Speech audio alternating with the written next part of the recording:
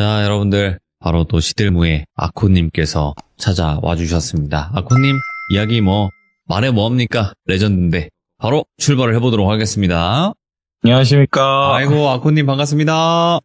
반갑습니다. 아코님 오늘 해주실 이야기는 산이님 이야기가 나올까요? 어떨까요? 네, 오늘은 약간 시간을 거슬러 올라가서 이제 순서대로 쫙 풀어볼까 해요. 원피스처럼. 원피스처럼? 예.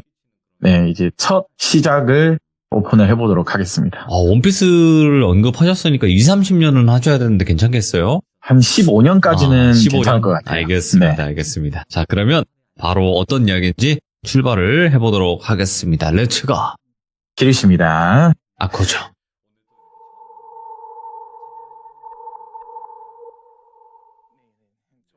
시절은 2005년 정도로 한번 거슬러 가볼게요. 흘러서.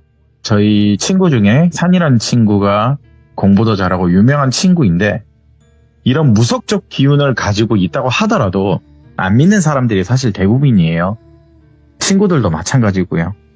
이때가 아마도 친구들하고 다 하나같이 귀신의 존재를 믿게 되었던 결정적인 시기였을 것 같아요. 이 계기로 친구들은 산이를 완전히 신뢰가 됐어요. 왜냐? 모두가 경험을 처음으로 했던 시기였거든요. 저희 고향 친구들 중에서 실업계 고등학교 나온 친구가 하나 있어요.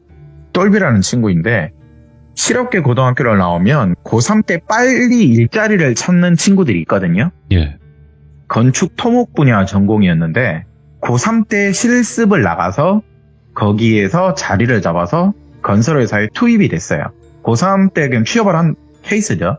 전라남도 해남에 저수지 공사를 맡고 있는 거기 지역의 나름 중견 건설회사에 실습을 나갔거든요. 거기에 바로 또 취업이 됐으니까 실습 나가면서. 해남은 아시는 분은 아시겠지만 깡촌 중에 깡촌 지역을 갔어요. 해남 안에서도. 네. 또 저수지 공사다 보니까 주변은 끽해봐야 작은 마을 하나, 산 아래쪽에 임시 숙소를 짓고 이제 거기에서 공사가 끝날 때까지 2년 이상을 지내야 해요. 거기는 슈퍼라고 하나 있는 건 마을 이장님 댁에 물건을 쌓아둔 게 슈퍼예요. 마트라는 곳을 가려면 40분 이상은 나가야 돼요.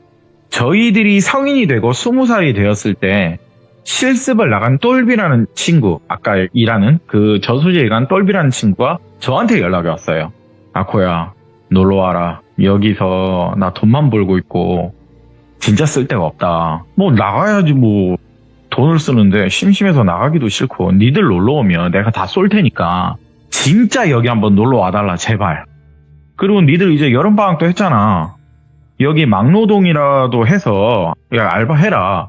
멀지 않는 곳에 바닷가도 있고 방학했으니까 소장님한테 내가 잘 말해서 하루 일당 8만 원 쳐줄 테니까 네. 그때 당시 막노동 하루 일당 6만 원으로 저는 기억하거든요. 근데 8만 원을 쳐준대요. 야, 그리고 니들 들어는 반이야. 해남은 대한민국 땅끝 마을이야. 죽기 전에 와야 될 장소야, 여기가. 그런 관광지야. 야, 친구 좋다는 게 뭐냐, 와라. 그러길래 그때가 처음 송이산 멤버가 단체로 땅끝 마을로 해남으로 가게 됐어요.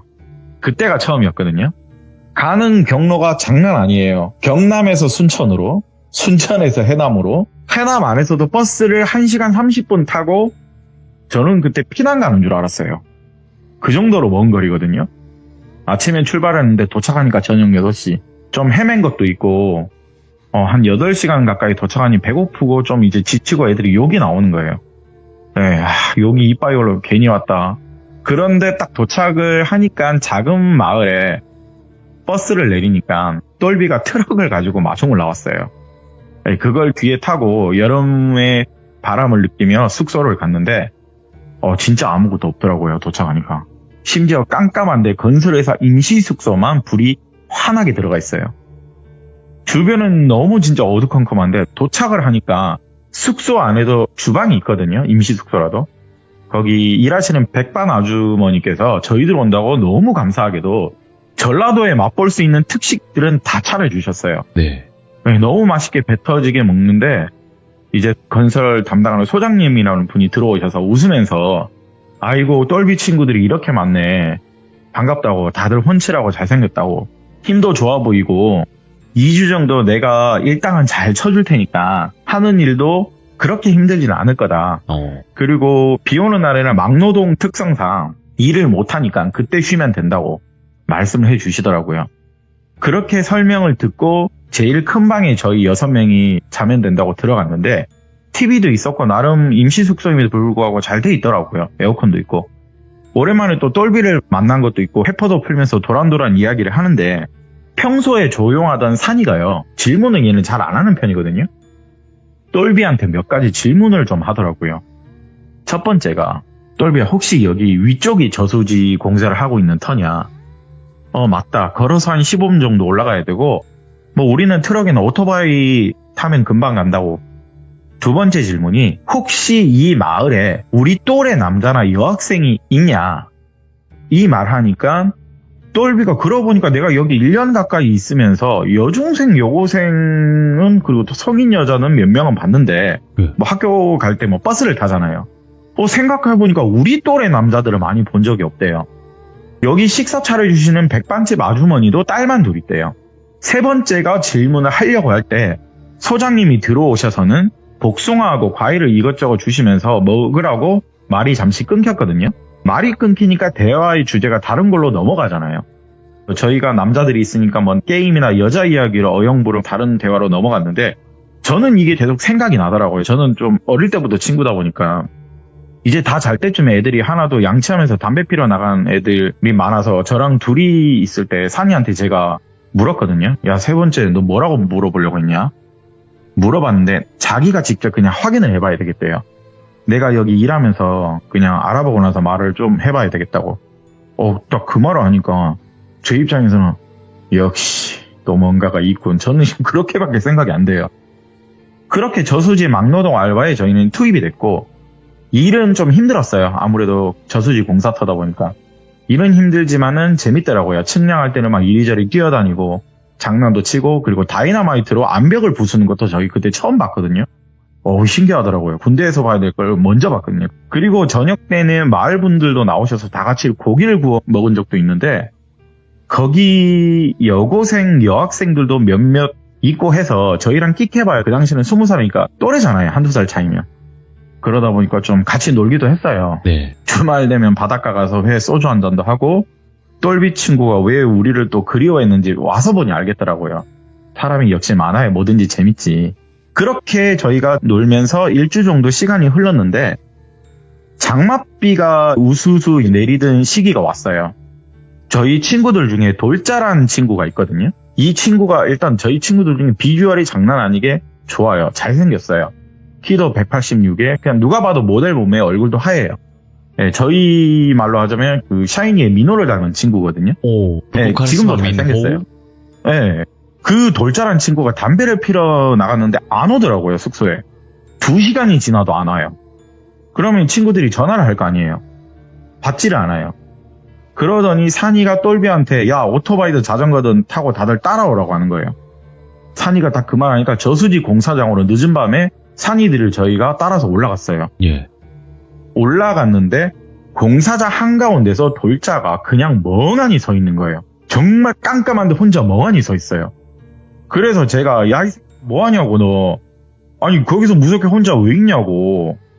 그 말에 제가 승질을 냈는데 산이가 잠시만 가까이 가지 말래요. 가까이 가지 말라고 해서 그때 똘비 핸드폰에서 당시 한창 유행하던 주얼리의 슈퍼스타 노래가 벨소리였거든요. 그게 울리니까 돌자가 갑자기 정신을 차리더라고요. 그런데 돌자가 우리 보고 하는 말이 너희들은 왜 여기 있냐고. 반대로 얘기를 하는 거예요. 너희들 여기 왜 올라왔어?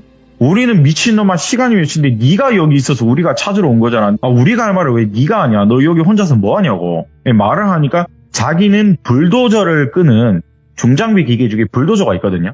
불도저 끄는 서반장님이 휴대폰을 불도저에 놔두고 와서 어둡고 그러니까 같이 가주러 하길래 자기는 따라 올라온 거다. 근데 반장님은 어디 갔냐 이러는 거예요. 무슨 소리냐고. 반장님 없다 여기. 예. 그리고 불도저 운전하시는 분은 서반장님이 아니고 유씨 아저씨다. 똘비가 그렇게 말하니까 돌자는 아닌데 뭔 소리야. 누가 봐도 아래 위에 너희 회사 땡땡개발 작업복에 하얀색 모자 쓰시는 분 서반장님이 내가 본 거 기도 봤나? 아무튼 서반장이 휴대폰 찾을 때 그냥 같이 올라와서 찾아달라고 해서 나 여기 올라온 거고 잠시 생각에 잠겼는데 니들이 뒤에 있는 거라고. 야, 니들이 갑자기 이렇게 단체로 있었는데 내가 놀랬다, 야. 이런 말을 하는 거예요. 서로가 계속 다른 말을 하고 있어요. 너희들은 왜 하냐? 우리들은 너는 왜 여기 있냐? 이거예요, 지금. 산이가 저수지 주변을 갑자기 한 바퀴 주섬주섬 돌아다니길래 저랑 돌체라는 친구가 따라갔거든요. 산이가 주변을 다 돌았는지 숙소 쪽으로 얘 혼자 갑자기 내려가더라고요. 우리도 일단 다 같이 내려가야죠. 어찌도 여기 캄캄하니까. 네. 우리들도 다 같이 내려왔는데 숙소에서 갑자기 주방에 굵은 소금 한 뭉치를 꺼내 오더라고요. 그리고 A4 용지에 그걸 하나에 싸요. 그리고 어디론가 나가더라고요. 우리가 산호는 어디 가냐고 말을 하니까 아코랑 똘비만 따라고 다들 여기 있으래요. 아코랑 똘비만 따라고 여기 있고 저희 세 명이 이제 어디로 향했거든요. 저희는 산이를 따라갔어요, 그냥. 그런데 어떤 집 하나에 멈추더라고요, 산이고. 거실에 불은 꺼져 있는데 방 하나에 불이 켜져 있어서 예. 산이가 문 앞에서 실례합니다 라고 얘기를 하더라고요. 그런데 아주머니께서 한번 나오시더니 공사장 총각들이네. 무슨 일이냐고 이 시간에. 그런데 거기서 산이가 죄송한데 아주머니 혹시 여기 따님들 있으시죠? 라고 말을 하니까 우리는 딸만 3명이라고. 중학생, 고등학생 이렇게 3명이라길래 지금 집에 다 있냐니까 큰 딸만 있고 막내랑 둘째는 광주의 할머니 집에 방학이라서 놀러 갔대요. 아주머니 정말 그럼 죄송한데요. 큰 따님 지금 볼 수 있냐고. 그 말을 하니까 왜 그러냐고 약간 불쾌하듯이 말씀을 하시는 게 저는 느껴졌어요. 왜냐하면 갑자기 건장한 남자 3명이 큰 딸 좀 볼 수 있냐고 그러면 좀 그렇잖아요. 그런데 산이가 어머님께 하나 질문을 던졌는데 따님들 3명이 혹시 다들 예쁘게 생기지 않았냐고. 그리고 따님들 중에 악몽 자주 꾼다고 하는 따님이 분명히 있을 거라고. 이 말을 하니까 어머니께서 둘째 딸이 꿈을 자주 꾼다고 한다. 이 집 오고 나서. 그리고 또 이상한 꿈을 꾼다고 한 적도 있다. 이 말에 어머니가 갑자기 진경아 막 이렇게 부르더라고요. 큰 목소리로. 이러면서 큰 딸을 부르더라고요. 근데 악몽은 둘째 딸이 꾼다고 했거든요. 큰 딸을 부르더니 고등학생 큰 딸이 나오는데 얼마 전 저희 저녁 고기 파티 때 저수지에 멍하니 아까 서있던 돌자랑 약간 썸 아닌 썸을 타던 그 여학생이 나오더라고요. 예쁘게 생긴 여고생이었어요. 정말 예쁘더라고요. 산이가 그 진경이라는 여고생을 노려보더니 A4 용지에 싸져 있던 굵은 소금을요. 그 여고생한테 던지더라고요. 그걸 맞은 여고생은 사실 아프진 않잖아요. A4 용지에 싼 거니까. 근데 기분은 더럽잖아요. 어머니랑 그 여고생이 승질내면서 뭐하는 짓이냐고 저희한테 이제 욕을 좀 했어요. 그래서 제가 어머니를 급하게 모시고 나가서 설명을 좀 드렸어요. 제가 말을 좀 빨리 하거든요. 어머니 사실은 저기 친구가 무속인 아닌데 그런 힘이 있는 친구니까 어머니 잠시만요 제발. 이런 식으로 제가 말을 했거든요. 방금 사실은 저수지에 홀로 멍하니 홀린 친구가 하나 있는데 지금 좀 문제가 있어서 그렇다고 어머니 잠시만요. 제가 진짜 말을 이렇게 빨리 했거든요. 예. 네, 어머니께서 뭔가 이해를 하신 건지 놀라시는 건지 그 당시는 몰랐었는데 어머니가 갑자기 방에 들어가셔서 어디선가 부적 같은 걸 하나 들고 오더라고요. 부적 같은 걸 하나 들고 오셔서 말씀을 하시는 게 혹시 이 부적하고 연관이 있는 건지 산이한테 물어보는 거예요. 산이가 이렇게 한숨을 쉬더니 어머니 정말 다행인 건 큰 따님은 타겟은 아닌 것 같은데 제 느낌상 이거 둘째 따님인 것 같다. 그리고 이 부적 귀신을 불러들이는 부적인데 이건 누가 준 거냐고. 그리고 왜 이 부적이 여기 있냐고. 이렇게 산이가 얘기를 하더라고요. 이거 우리 집 양반이 이 집으로 이사 올 때 손 없는 날 받아오면서 옛날 직원 중에 한 명이 좋은 곳으로 이사 가니까 애끼 쫓아주는 뭐 믿거나 말거나 부적이라고 준 건데 보통 그런 집 있지 않냐? 이사 가면 대문 앞에 막 한자로 X자로 붙여놓는 그런 잡티든 뭐 이런 거 털고 들어오는 그런 부적이라고 준 건데 그 말을 하길래 산이는 그런 부적 아니라고 이거 삼태귀신 불러들이는 부적이다. 이 말을 하는 거예요. 이거 삼태귀신 부적이라고. 자, 여기서 삼태귀신은요, 모르시는 분들을 위해서 제가 그냥 부연설명을 약간 드릴게요. 네. 삼태귀신은요, 처녀귀신이 여자라면요, 총각귀신은 남자귀신이거든요.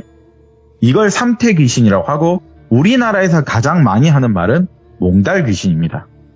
여러분, 몽달귀신이 무속인 분들은 보통 삼태귀신이라고 말을 합니다, 여러분들. 아무래도 이 집에 딸부잣집이라서 의도적으로 누가 준 건지 아닌데 이거 잘 모르겠다. 아무튼 이게 왜 있는지는 난 모르겠는데 집에 작은 따님이 없어서 오늘은 큰 따님 뒤에서 지금 실실 웃고 있다. 저 쓰레기 같은 놈이 이렇게 말하는 거예요. 위에 저수지터도 기가 엄청나게 음산한 장소인데 거기 저수지 공사터가 함께 할 수 없는 귀신들이 있대요. 모여있는 장소에. 귀신이라도 같이 함께 할 수 없는 애들이 있대요. 그런 귀신들이. 거기 세력에서 밀려난 영가들이 모여있는 데가 저수지터에 지금 저희가 공사하고 있는 데래요. 거기 3태 귀신 중 하나가 마을 전체를 탐하고 있대요. 그런데 유독 이 집에 귀치 냄새가 너무 많이 난대요. 흔히들 말하는 강한 영가가 이 집에 기를 내뿜고 있는데 아마 여기 있는 따님들을 노리고 있는 것 같은데 그게 둘째 따님인 것 같다. 이걸 믿거나 안 믿거나 이건 아주머님 생각이시니까 일단 제 친구가 오늘 홀려서 저수지까지 혼자 올라갔는데 저희는 일단은 여기서 물러나겠다라고 얘기를 했어요. 산이가. 그 기껏이 도망을 갔는데 이 집이다. 그래서 와본 것 뿐이래요. 산이는. 아마도 얼마 전 고기 먹을 때 제 친구하고 저기 진경이라는 여학생하고 사이가 가깝고 눈 맞았다고 생각하니까 이 3태 귀신이 심술이 나서 제 친구 홀린 것 같은데 오늘 마침 또 둘째 딸도 없으니까 이 3태 귀신 것들은 음기나 음향이 센 여자뿐만 아니라 냄새가 똑같은 여성들이며 욕심이 많아선 다 자기 거라고 생각을 한대요. 예. 조심하셔라. 이 부적은 저희 게 아니기 때문에 태우시던 다시 가지고 있으시던 어머니 뜻대로 하시라고. 그리고 저희가 나왔거든요. 그런데 이 말에 이 집 어머니는 약간 무속적인 말들을 좀 믿는 분인 것 같았어요. 제가 보기에는. 최근에 악몽까지 꾼 거에 대한 이야기까지 맞춘 산이를 보고는 신기한 듯이 분명 쳐다봤었고 그리고 저희는 숙소로 돌아왔는데 돌자는 그 와중에 아직도 우리가 이상한 놈으로 생각을 하면서 쳐다보고 있어요. 아니 진짜라고 자기는 서반장이라는 사람하고 올라왔고 불도저히 휴대폰 찾고 있었다. 그런데 니들이 온 거라고. 똘비는 너무 답답하죠. 걔가 여기 1년 이상 일을 했는데 아니 서반장이라는 사람 없다고 여기 잘 보라고. 이 불도저 모는 거 유씨 아저씨라고. 사무실에 장비 모는 직원 명단 보라고. 저기 이름 있냐고 서씨가. 그때부터 돌자가 표정이 좀 어두워지더니 결국에는 상황인지를 좀 하더라고요. 산이가 말하길 아이고 돌자야 생긴 대로 논다고. 잘생기고 키 크고 너 누가 봐도 멋진 놈인 거 아는데 이 지역 여자랑은 좀 잘못 걸린 것 같다. 잘못 건든 거라고 해야 되나? 이렇게 얘기를 하더라고. 아니지. 오히려 이쪽 여성들이 너 좋다고 달려들어도 너 지금 여기서 조심해라. 여긴 조심해야 될 장소다. 이렇게 경고를 하더라고요. 그리고는 이제 저희가 자려고 다 누워있을 때 돌자놈이 저희한테 슬쩍 하나를 얘기를 하더라고요. 둘째 날 고기 굽고 먹을 때 왔다 갔다 하면서 사실은 진경이란 여고생과 많이 친해졌대요. 1주 정도 지나니까 많이 가까워졌고 저희 몰래 문자도 하고 있었더만요. 문자를 막 주고받고 있고 하여튼 좀 생긴 놈들을 가만히 있지를 못한다고 저희가 막 부박을 했거든요. 근데 산이가 누우면서 말하기를 이거 농담으로 그냥 넘어갈 건 아니다. 저수지에 누군가 귀신을 불러 모으는 것 같기도 하고 정말 풀어놓은 것 같기도 하고 아직은 자기는 그런 단계가 아니라서 잘 모르겠대요. 아침에 일하면서 낮에 보이는 것들이 밤에 니들하고 올라가니까 하나둘 보였대요. 아침에는 전혀 안 보였대요. 그러면서 잠이 들고 다음날은 좀 비가 많이 오더라고요. 막노동은 비가 많이 오면 강제 휴무가 되거든요. 비가 많이 와서 아침 먹고 야 우리 읍에 나가서 PC방이라도 다 같이 가자 심심하니까 그렇게 얘기를 하는데 어제 진경이라는 집의 두 부모님이 저희 숙소로 오셨어요. 예. 이야기 좀 하자고. 이제 아버님도 같이 오셨거든요. 휴게실에서 이야기를 하는데 근데 어떤 할아버지하고 같이 오시더라고요. 이야기는 다 들었다면서 말을 할 찰나 거기서 또 산이가 정색을 좀 하더라고요. 이 할아버지 뭐냐고. 이 할아버지 뭔데 여기 왔냐고. 할아버지 진짜 못된 사람이네 이거. 진짜 반말을 했어요. 할아버지 그렇게 살지 마세요. 어르신과 똑 닮은 따님이 어르신 다리 붙잡고 질질 끌려다니고 있는데 할아버지 왼쪽 다리 편찮으시죠? 산이가 이 말을 하는 거예요. 살아서도 힘들게 살으셨네. 죽어서도 어르신한테 원망이 가득하네. 근데 생긴 게 어르신하고 똑같이 생겼어. 따님인 것 같은데. 대개 자식은 부모를 공경하고 섬긴다지만 부모가 자식 대하기를 남보다 못하고 더 못되게 굴며 그것 또한 원기가 될 수도 있는데 어르신이 딱 지금 그 짝이라고 원기가 따님이라고 폭격하듯이 얘기를 하더라고요. 그리고 제가 어제 말씀을 못 당한 게 있는데 삼태 귀신이 붙는 건 단순히 우연이 아닐 수도 있다고. 제가 작은 따님을 봐야 알 수 있겠지만 삼태 귀신을 오히려 즐기는 거일 수도 있는 사람이 있대요. 예. 쉽게 말해서 귀접을 즐긴다는 거죠. 뭐 때문에 이 삼태 귀것이 왔는지는 잘 모르겠으나, 그리고 여러분들이 여기 왜 왔는지는 대충 알겠으나, 저는 이 마을에 도움을 줄 생각, 그리고 그럴 힘도 없다고 이 말을 폭격기로 초하시 다다다다다 그러더라고요. 그러면서 야, 읍에 가서 PC방이나 가자. 그러길래 저희는 트럭 안에서 이제 저희들끼리 얘기를 사실 했거든요. 야, 그럼 처음부터 그냥 얘기를 해봐라. 뭐가 질문이 많고 왜 그런지 이제 얘가 얘기를 하더라고요.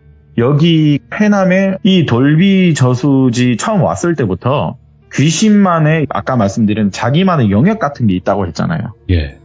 지상을 떠다니는 귀신들도 어떠한 영역에서 벗어나거나 쫓겨나면 결국에 이동을 하는데, 결국에 이 저수지 공사타라고 아까 말씀드렸잖아요. 그런데 이 쫓겨나면서 어떤 무당에 의해서 이쪽으로 오게 된 거 이제 확신을 하더라고요. 이거 분명 무당이 풀어놓은 거다. 쫓겨나는 애들 모아가지고. 여러 상황이 복합적인 일들도 너무 많아서 자기는 아직도 사실은 잘 모르겠대요. 그때는 산이가 좀 흔히 말하는 신발이 약했을 때거든요. 근데 왜 삼태 귀신은 또 여기 있는 건지에 대해서 잘 모르겠대요. 이것 또한 여기서 누군가 남기고 도망간 건지 잘 모르겠다. 그리고 아까 할아버지 다리 붙잡은 영가는 진짜 뭔가 슬퍼 보였다. 왜 뜬금없이 왔는지는 자기도 모르겠대요. 그리고 그 할아버지 존재는 저희도 처음 봤고 사실 누군지 모르잖아요. 야, 그런데 돌자는 지금은 멀쩡하지만 어찌됐든 어제 홀리지 않았냐. 우리 가자. 여기 찝찝하다. 똘비야 미안하다. 우리 여기 있으면 안 될 것 같고 넌 일 때문에 여기 어쩔 수 없이 있는 거니까 지금 읍에 나가면 굵은 소금이나 팥, 흔히들 아는 귀신 쫓던 비방 물건들 다 사와서 오자고. 너 자는 곳에 놔두고 팥이나 소금은 네가 밤에 좀 음산하다 싶으면 뿌리라고. 이 말을 산이가 하더라고요. 흔히가 우리가 알고 있는 비방들 많잖아요. 그걸 좀 하자고. 그리고 똘비는 소장님께 전화를 하더니 이틀간 있었던 일들을 다 얘기를 했어요. 어제 오늘. 당연히 일반적인 사람이라면 이런 이야기를 하면 개코다 이 새끼야. 원래 정상적이면 이런 반응이잖아요. 근데 이 이야기를 들으시는 소장님은요. 니들 PC방 가지 말고 다시 턴해서 여기 올 수 있냐? 라고 얘기를 하더라고요. 비도 많이 오고 이미 다 와서 읍에 저희 그때 다 왔거든요. 그건 곤란하다고 말씀을 드리니까 그럼 실컷 놀고 8시까지는 꼭 들어올 수 있냐라고 하길래 저희가 읍에서 살 거 사고 놀다가 숙소로 들어가겠다고 얘기를 했거든요. 시간이 다 돼서 8시 정도에 저희가 숙소로 돌아왔거든요. 그런데 거기에 진경이라는 딸 부잣집, 거기 작은 딸도 뭐 광주에서 데리고 왔나 봐요. 아까 산이가 독서를 내뿜다 할아버지네 식구들까지도 많이 와 있어요. 소장님까지 있고. 꽤 많은 사람들이 저희를 기다리고 있었는데, 그리고 산이가 바로 작은 딸을 알아보더라고요. 작은 딸을 보자마자 말을 하는 게 귀치 냄새가 장난이 아니래요. 역시 냄새가 많이 난다. 이 말에 그 딸 부잣집의 아버지라는 분이 무슨 말이냐면서, 아니 진짜 우리 작은 딸이 그럼 귀신하고 놀자판 버리고 막 그랬냐고. 산이가 아무 말도 안 하더라고요. 그리고 작은 딸은 뭔가 민망한지 자꾸 집에 가자 엄마. 아, 나 여기 있기 싫다 이러더라고요. 엄마는 가만히 있으라고 붙잡고 있더라고요. 그리고 소장님이 나와서 하는 말이 여기 마을이 음산한 기가 크다는 건 자기는 사실 알고 있었대요. 자기도 이런 무속적인 걸 믿는데요. 그리고 저수지 털을 고를 때 일부러 그런 것만 골라지는 경우도 있대요. 그게 가능한 지역이래요. 뭐 뒷돈이 뭐 오간다 그러겠죠. 쉽게 말하면요. 산이총각, 그런데 여기 마을에 여러 일들이 벌어지고 있는 것 같은데 이제 좀 간곡한 부탁을 한다. 구판이라도 뭐 벌여야 되냐. 그러면 좀 말을 해달라. 우리가 어떻게 해서인지 할 테니까. 옆에 여기 어르신 다리에 귀신도 붙었다고 들었는데 좀 도와줘라. 이 말을 하니까 또 산이가 정색을 하는 거예요. 저는요, 부모가 부모답지 못하면 그건 부모가 아니라고 생각한다. 진짜 이 할아버지는 도울 생각이 전혀 없다. 이 할아버지를 돕는 순간에 나는 쓰레기가 되는 거다. 나쁜 놈 되는 거다. 제가 여러 사연의 산이를 이야기하면서 산이가 분노를 하면 폭격기라고 말을 한 적이 있어요. 맞아요. 얘는 정말 화가 나면 막말리를 서슴지도 않아요. 20살의 산이의 폭격 모습을 저희가 처음 봤어요. 그때. 할아버지 그냥 죽으라고. 따님한테 죽거든 사과하라고. 이 말을 제가 그나마 순환한 거예요. 빠바바바바 막 그러는데 거기 옆에 있던 할아버지 가족분들이 열받잖아요. 그걸 들으면. 젊은 말을 함부로 하네. 예, 이렇게 산이를 때리려고 하길래 저희가 등치가 좀 있잖아요. 남자 6명이니까. 얘 때리면 아저씨들 우리 손에 똑같이 당하는 거라고. 가만 안 둡니다. 라고 제가 얘기를 했거든요. 저희들이 겁박식으로 그 말을 하니까 이제는 욕만 계속 하시더라고요. 무슨 죄를 따님한테 지었는지는 모르겠으나 가족들이 다 잘 알 텐데 저는 도와주지 않을 거라고 딱 얘기를 하더라고요. 그리고 따님분은 도와주려고 했나 봐요. 집을 다시 가보재요. 집을 저랑 산이 돌비 돌자 이렇게만 가게 됐거든요. 나머지는 여기 있었는데 산이가 둘째 따님 방에 들어가서는 어디론가 전화를 하더라고요. 아마 비방을 들었던 것 같아요. 그때 도움을 주시는 분이 있었으니까 비방을 들었는데 전화를 끊고 나서는 둘째 딸이 좋아했던 방에 있던 인형 하나를 골라 들더라고요. 그리고 따님께 다가가서 머리카락 한 움큼 잘라도 되냐 허락을 하니까 그렇게 하래요. 자른 머리를 테이프로 머리에 붙였거든요. 인형에. 좀 많이 잘랐어요. 그걸 테이프로 인형의 머리에 붙이고 나가서는 저수지로 올라가더라고요. 그리고 거기서 이걸 태우더라고요. 그리고 그 부모님께 최대한 빨리 이 집을 떠나셔라. 이건 잠시나마의 비방이라고. 무조건 떠나야 된다고. 삼태귀신, 몽달귀신 이거 쫓아낼 수 있는 무당 대한민국에 없다. 그냥 사람이 떠나야 된다. 따님이 이 달콤한 귀적 이 집에 있으면 자꾸 생각나서 또 불러드릴 거다. 예. 삼태귀신 역시도 쉽게 이 집 따님들 안 떠난다고. 그냥 무조건 다 같이 떠나는 게 좋은 거라고. 그 말을 하니까 아버님께서 바로 아시겠대요. 아, 그러겠다고. 그리고 계속 소장님께서도 저 집도 그냥 도와주면 안 될까, 총각? 계속 그냥 옆에서 그러는 거예요. 그리고 제가 좀 이상한 거예요. 소장님, 왜 자꾸 저 할아버지, 우리가 모르는 할아버지 왜 집착하시냐고. 그냥 뭐 아시는 분이냐고. 소장님 처음부터 뭐 알고 그러는 거냐고. 근데 이 말을 하니까는 전혀 그런 거 없대요. 그럼 그만하세요. 저놈 보챈다고 들어줄 애 아니라고. 그리고는 저희는 숙소로 돌아와서 다음날 떠나기로 했어요. 짐을 챙겼는데 똘비가 괜히 저희 보고 좀 미안해 하더라고요. 괜히 오게 해서 뭐 이런 경험을 하게 되니까 좀 미안하다 친구들아. 이 말을 하는데 좋은 경험 했고 너 얼굴 봤으면 됐다고. 이때부터 저희 친구들은 산이에 대해서 믿거나 말거나 반신반의했던 귀신이 있다 없다 존재를 결정적으로 있다는 걸 믿게 된 사건이거든요. 그리고 저희가 다음날 각자의 일당을 받고 네. 떠났거든요. 시간이 흘렀어요. 그리고 대학도 개강도 했고 각자 생활을 하면서 잘 지내고 있었거든요. 그러면서 이제 수능이 딱 끝났어요. 네. 근데 돌자이 놈이 좀 민망하지만 아직 정신을 좀 못 차린 건지 카사노바 기질이 다분한 건지 어느 순간에 첫째 딸이랑 진경이라는 애랑 사귀고 있대요. 얘가 갑자기. 오? 저랑 같은 지역에 다른 대학을 다니고 있었거든요. 대구에. 돌자가 자기 여자친구 소개시켜준다고 해서 나갔는데 해남 저수지 밑에 마을에 살던 진경이라는 첫째 딸이랑 만나고 있는 거예요. 참 대단하다 이 새끼야. 너도 진짜. 참 대단한. 전라도 아가씨와 경상도 총각의 사랑 이야기 재미는 이러면서 제가 놀렸거든요. 예. 둘 다 민망한지 제 앞에서 웃더라고요. 예. 근데 이제 궁금한 건 역시 이제 풀어드려야 되죠.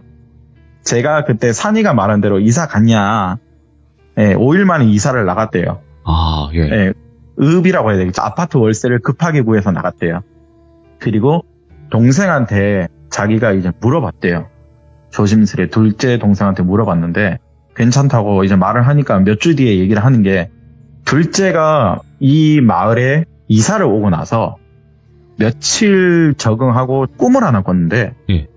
하얀색 모자를 쓴 건설 현장의 작업복을 입은 잘생긴 아저씨가 자기한테 다가와서 뺨을 만지작거린대요. 근데 여기서 공통점이 있어요. 돌자가 홀렸던 하얀색 모자를 쓴 건설 현장의 작업복. 이 작은 딸도 역시 하얀색 모자를 쓴 건설 현장의 작업복. 잘생긴 사람이래요. 자기 뺨을 만지작거리면서 예쁘다 그러면서 그 촉감이 너무 좋았대요. 꿈이. 네, 서반장인 것 같아요. 목소리도 너무 좋고 이쁘게 생겼네. 이 말을 하는데 꿈인데 홀린 듯 너무 기분이 좋았대요. 너무. 예. 그러면서 아침에 일어나는데 잘생긴 아저씨 같은 오빠가 나오니까 기분 너무 좋았대요, 정말. 어느 순간 꿈을 꿀 때면 그 아저씨가 안 나오나 하다가 한 번씩 그 아저씨가 나오면 자기 뺨을 만지는 게 너무 좋았대요. 홀린 듯 꿈속에서 그 아저씨랑 뽀뽀도 하고 꿈속에서 데이트를 즐겼대요. 그러다가 시간이 흐르고 흘러서 일상생활이 불가능할 정도로 잠자는 게 기다려진 적이 있대요. 잠을 자면 꿈속에 아저씨를 만날 수 있으니까요. 그런데 시간이 지나면 지날수록 연인 관계라고 생각되는지 중학생이라도 여러분도 조금 좀 말을 순환할게요. 생활에도 호기심이라는 게 나오는 시기잖아요. 중학생도. 그럼요. 네. 네. 그런데도 그것만큼은 좀 하기를 싫었나 봐요. 그 둘째 따님이. 꿈속에서도 거절을 했대요. 그 아저씨가 다가오려고 하는 거예요. 그 삼태 귀신이에요. 서반장은요. 그 삼태 귀신이라는 사람은 알겠다고 천천히 네가 허락할 때까지 기다려주겠다는 또 달콤한 말로 둘째 딸을 홀리고 있었대요. 그런데 어느 순간에 꿈속에 여러 남자들이 한 번은 나온 적이 있대요. 그리고서는 아이고 이쁘다 거리면서 칭찬을 하는데 잘생긴 그 삼태 귀신이 말했을 때랑 갑자기 많은 사람들이 와서 자기 보고 이쁘다 그러니까 오히려 그때는 위화감이 들었나 봐요. 무서워서 잠을 자는 게 반대로 두려웠대요. 그때부터 엄마한테 자꾸 악몽을 꾼다. 자꾸 꾼다 엄마. 하소연을 했다고 하더라고요. 그때. 그럼에도 불구하고 가끔씩 나오는 잘생긴 아저씨 삼태 귀신 나올 때는요. 또 너무 좋았대요. 그 손의 촉감과 안아주는 부드러움이 너무 행복해서 그걸 들은 언니가 야 이씨 미친 어쩌자고 그랬냐고. 아니 그럼 나한테도 진작을 말을 해야지. 아니 부끄럽잖아. 내가 아직 청소년인데 이런 이야기를 누구한테 하겠냐고. 언니 친구한테 하겠냐고. 그런데 자기가 어느 순간에 관계를 거부할 때마다 드디어 이 삼태 귀신이 약간 본색이란 걸 나왔는데 너희 언니도 참 예쁘게 생겼네. 이제 곧 성인이지. 이 말을 들었는데 그때부터 소름이 쫙 돋았대요. 그런데 다행히 우리가 등장을 했던 시기예요. 저희가 알바를 하러 왔던. 그래서 그때 잘 마무리가 된 거고. 그리고 그 할아버지가 좀 아마 궁금하실 거예요. 그 할아버지에 대한 사연은요.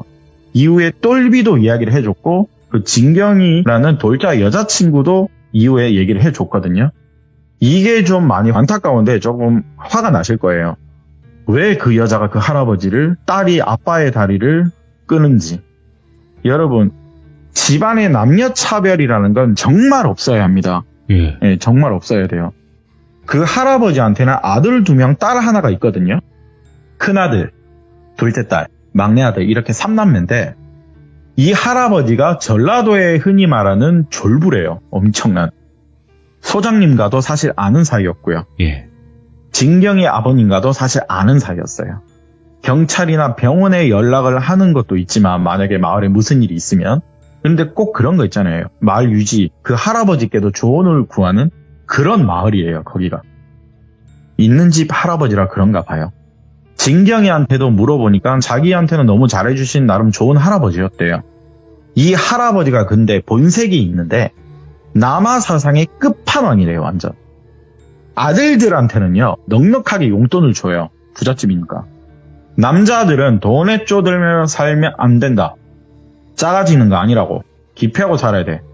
기운을 주는 반면 둘째 따님분한테는 여자들은 돈 많으면 생각이 많아지는 청년된대요. 자고로 여자는 없이 살아서 귀한 것을 깨닫는 법을 알아야 된대요. 이 말도 안 되는 개소리를 하는 거예요. 그런 말을 진짜 그러고 달고 하신대요. 동네에서나 사회적으로는 좋은 분인데 유독 딸한테는 그랬다는 거예요. 심지어는 대학을 갈 때도 첫째 아들은 돈을 처발라서 공부를 시켰고 둘째 딸은 독학으로 공부를 엄청 잘했음에도 불구하고 그거 봐라. 조금 위기를 주면 여자들은 독해지면 더 공부 잘해지잖아. 아, 내 말 맞지? 이런 식으로 말하는 사람이에요. 예. 막내한테는 공부가 길이 아니면 일찍부터 사업에 눈을 뜨라고 그렇게 투자를 해주셨대요. 기타적인 많은 지원을. 성인이 될 때 그렇게 편애를 또 하셨는데 그게 너무 힘들어서인지 집을 나오셨대요. 여성분이. 일찍이 나와서 여성분은 일을 하다 보면 일찍 시집을 가는 경우가 많아요. 외로우신 분들은. 아들들은 이후에 무한한 지원에 탄탄대로의 길을 걸으며 잘 살 줄 알았는데 이기적으로 산 아들들이 커서는 효도라는 걸 과연 알까요? 그런 거 잘 모를 거예요, 분명. 그 할아버지가 허리를 크게 다친 적이 있대요.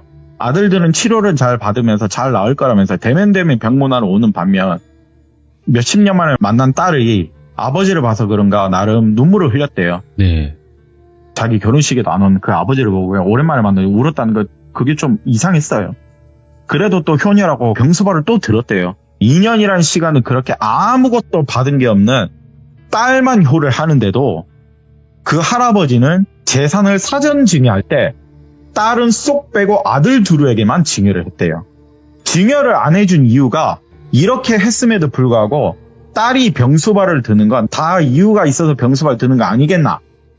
이유산 좀 나눠받으려고 너 일부러 온 거지. 이러면서 2년간 병이 다 나아가니까 꼽을 그렇게 또 쳤대요. 그 말에 따님도 너무 화가 나서 병실을 박차고 나갔대요. 다시는 아버지를 보지 않겠다고. 어느 한날 전화가 와서는 아들들이 아버지 시골에 정원 딸린 집 마련해 드릴 테니까 현재 광주 살고 있는 집이랑 건물도 자기들 주라고 했대요.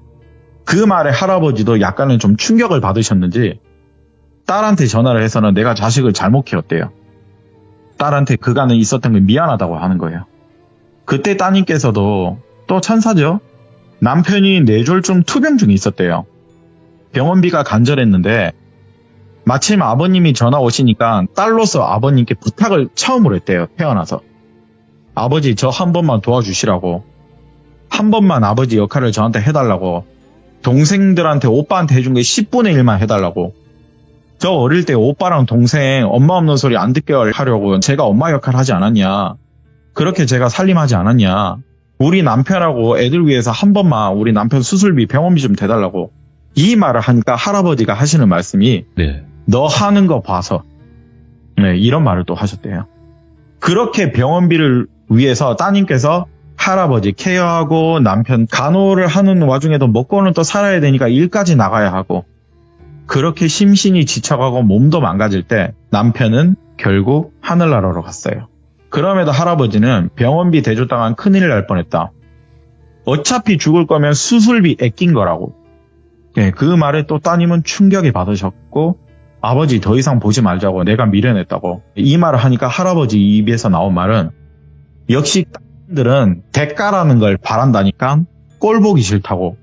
이미 모든 전 재산 아들 둘한테 남은 것도 다 줬다. 나는 이제 이 집하고 연금밖에 없다. 딸한테 또 간만 봤다는 거예요. 와. 그런 악질 부모예요. 그렇게 세월이 흘러서 딸하고는 이제 완전히 연락이 끊겼대요.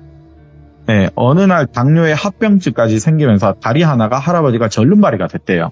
그때 이제 이 마을에서 계속 눌러서 계속 쭉 살고 계신 건데 산이가 왔을 때 따님 이야기를 하니까 그 가족분들이 딸을 급하게 수소문했는데 이미 6년 전에 극단적 선택을 하고 이 세상에 없대요, 딸이. 그런데도 이 할아버지의 만행은 여기서 끝이 아니에요. 정신을 못 차렸는지 이 딸이 죽어서도 아비한테 저주 붓고 있네. 용한 무당들 찾아가서 딸이 내 다리 붙어 있다는데 진짜냐고 묻는데 무당이 그런 것 같다고. 비방을 했는지 뭘 했는지 지금은 또 멀쩡히 마을에서 잘 지낸대요. 진경이 말에 의하면. 이 말을 제가 마지막으로 들었는데 이걸 제가 산이한테 그대로 전달을 했거든요. 네. 자식이 부모를 원망을 해서 원혼기가 될 수 있다는 게 정말 있긴 있었구나. 사람이 무서운 거지 진정 귀신이 무서운 거 아니라고. 와, 그 와중에 원한 입은 딸을 떼내려는 부모가 이게 정상인지. 야, 우리 진짜 다시 한번 세상을 돌아봐야 될 시기이고 나이이다. 이 말을 끝으로 한여름밤의 해남 저수지 이야기는 여기서 마무리가 됩니다. 이야, 진짜. 좀 듣다 보니까 좀 화가 났죠. 뭐, 아쿠님 이야기에서 화난 게 뭐 한두 번입니까? 네, 죄송합니다. 가져오는 게 다 이 모양이라서. 아닙니다, 아닙니다. 네. 진짜 사람 같지도 않은 부모들이 있구나, 이렇게. 네, 근데 이 이야기를 예전에 사람들 많을 때 제가 푸니까 와이프들은 다 울더라고요. 네, 좀 많이 속상해 하더라고요. 아니, 원래 대부분 요즘에는 사실상 네. 예전에는 몰랐어도 요즘에는 딸바보 아버님들이 굉장히 많잖아요. 그러니까요. 왜 그럴까요? 진짜. 의문이라니까요. 야, 진짜.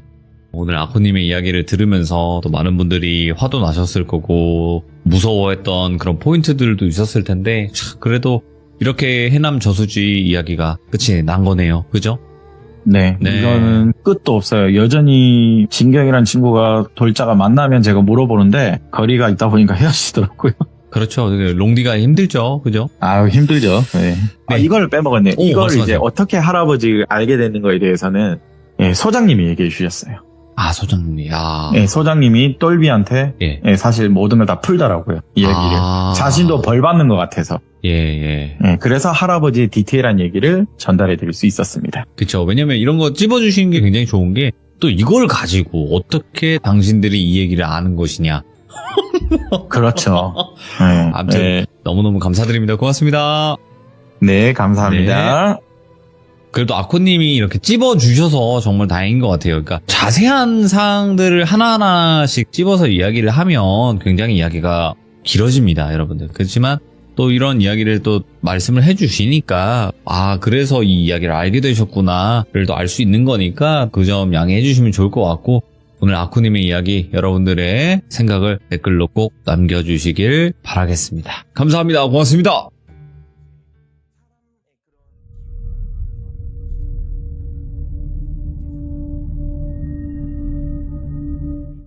자, 이번 이야기는 시청자 박부로님께서 찾아와 주셨습니다. 오늘 해주실 이야기, 섬뜩한 이야기가 될 것 같은데, 바로 출발을 해보도록 하겠습니다. 반갑습니다. 아이고, 박부로님 안녕하십니까? 아이고, 잘 지내셨습니까? 네, 아이고, 또 시간이 어느덧 쑥 또 흘러갔네요. 아유, 자, 일단은 예. 박부로님 오늘 예. 해주실 이야기, 사실상 저번에 해주셨던 이야기랑 이어지는 이야기이긴 해요. 근데 그죠? 저번의 예. 이야기들은 박부로님께서 해주셨던 이야기 중에 이제 좀 이제 학대라든지 아니면 폭력성에 예. 관련된 이야기만 나왔었어요. 그죠? 그렇죠. 네. 예. 근데 그 이야기를 같이 넣으면 아마 그 이야기는 노딱이 걸릴 것 같아요. 아유, 노딱 걸릴 네. 줄 알았어요. 네. 그러니까 그 예. 이야기 말고 예. 그 이야기는 하고, 어쨌든 예. 그 이야기 예. 때문에 이렇게 된다라는 걸 알려주신 네. 거기 때문에 처음에만 그냥 간단하게 네, 네. 그 이야기를 완전히 요약을 해서 이번 이야기로 넘어가면 이어지지 않을까 생각을 했거든요. 예, 맞습니다. 네네네. 예. 이어지는 얘기고요. 그쵸, 그쵸. 예. 네. 그러면 오늘 해주실 예. 이야기 바로 시작을 해주시면 좋을 네. 것 같습니다. 바로 갈게요. 렛츠가! 아, 예, 알겠습니다. 길이 아시죠?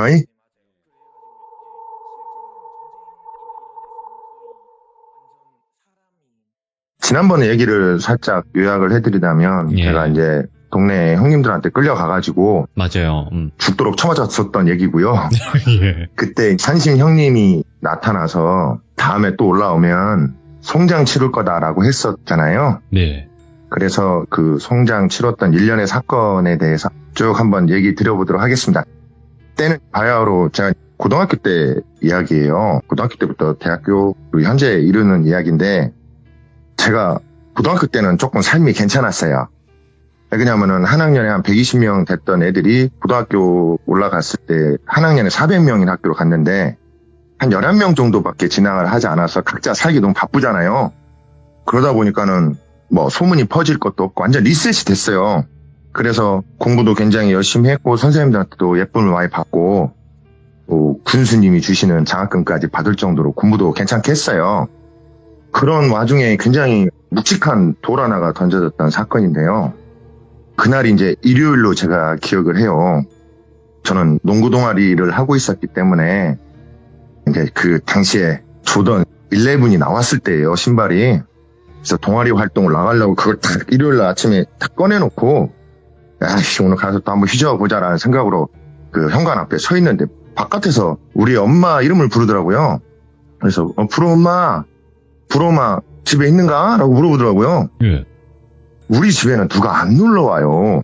엄마가 결핵을 오랫동안 앓고 계셨기 때문에 웬만해서는 누가 놀러 올 일이 없는데 누가 놀러 왔다니까 좀 신기하더라고요. 그래갖고 현관문 열고 대문을 쏙 걸어가고 앉았더니 이제 제가 그 이름을 다 얘기할 수는 없고 그냥 제가 불러보겠습니다. 그냥 대충 따서 정희 아줌마, 그러니까 저희 집 대각선 앞쪽에 사시는 아줌마였어요. 그 아줌마가 딱 와 계시는데 그 아줌마는 정신을 놓으신 분이에요. 제정신이 아니에요. 그 아줌마가 멀쩡하게 우리 집 대문 앞에 서 있으니까 얼마나 놀랬겠어요. 근데 그 아줌마가 왜 정신을 놨냐면 문제는 그 아줌마의 남편 때문에 그래요. 대각선 앞집이라고 했잖아요. 그럼 얼마나 잘 알고 있어요. 숟가락 몇 개 있는까지 아는데 시골인데 그 아줌마 남편이 그 아줌마를 술만 먹었다면 두들겨 팼어요. 진짜 못 쓸 사람이었는데 정말 그 집은 늘 항상 시끄러워요. 서로 욕하고 싸우는 소리가 온 동네 방네 다 퍼지는 거죠. 오. 근데 그런 와중에 어느 날에 유리창 깨지는 소리가 동네에 막 사방팔 막 퍼지는 거예요. 그래서 뭔가 큰일이 난갑다 해가지고 저하고 저희 엄마, 뒷집에 사시는 덕이 아줌마, 앞집에 사시는 공무원 부부하고 옆집에 사는 우리 엄마 친구 아들들 해가지고 이렇게 가봤어요. 그랬더니 아저씨가 삽을 들고 유리창을 다 깨고 이제 그 정희 아줌마를 아주 그냥 그렇게 가정통 하셨더라고요. 예. 우리 이제 얼마나 휘둥그레져요. 유리창 다 깨고 그러고 있으니까. 그래서 그 아저씨는 막 뜯어 말렸죠. 그런데 그 아저씨가 동네에서도 행실이 별로였어요. 여기저기다가 오줌 싸놓고 똥 싸놓고 막 토해놓고 하여튼 문제였어요. 그 아저씨가. 용의 아저씨가. 그런데 이제 덕이 아줌마가 빅마우스거든요. 말씀 잘 하시는 분들 계시잖아요. 근데 덕이 아줌마가 아니 저 용의 아저씨 아무리 화가 난다순들 이렇게 부인을 때리는 사람이 어디 있는가 이렇게 얘기하니까 그 아저씨가 아니 내가 내 마누라 때리는데 뭔 상관이야 그러는 거예요.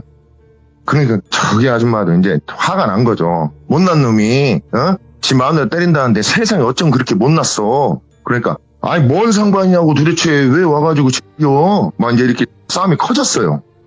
그래서 삽을 이렇게 들고 있고 우리는 그 손목을 잡고 있었어요. 이제 큰일이 나면 안 되니까. 그러니까 덕이 아줌마가 아니 아저씨는 우리 동네 필요 없는 사람이요. 정희 아줌마한테도 필요가 없고 이럴 거면은 가서 확 나가 죽어버려. 이렇게 얘기를 한 거예요.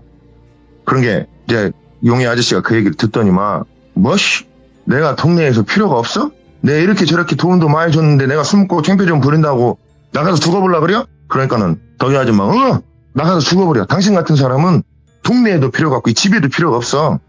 그냥 내가 죽으면 마음 편해진다 이거지 하더니 그 아저씨가 그 우리 두 집 건너 하나씩 꼭 농기구 창고가 집안에 있어요. 집에. 예. 저희 집에도 있어요. 아직도 있는데 그 아저씨가 팔을 탁 부딪히고 삽을 집어 던지더만 농기구 창고로 가서 혹시 아실란가 모르겠네요. 그라목선이라고 그 시퍼런 거 있습니다. 예. 농약 같은 거죠? 예, 농약이 있죠. 제초제 중에 네. 가장 센 거예요. 근데 이 아저씨가 그걸 딱 들고 미친 듯이 바깥으로 나가는 거예요. 대문 바깥으로. 근데 우리는 이제 큰일 안 갑시다 해가지고 뭐 쫓아가는데 얼마나 뜀박질을 잘하던가. 그 마을 어귀에 가서 그거를 벌컥벌컥 들여 마셨어요. 그러더만 진짜 죽어보려고 그 두 손으로 입을 딱 막더라고요.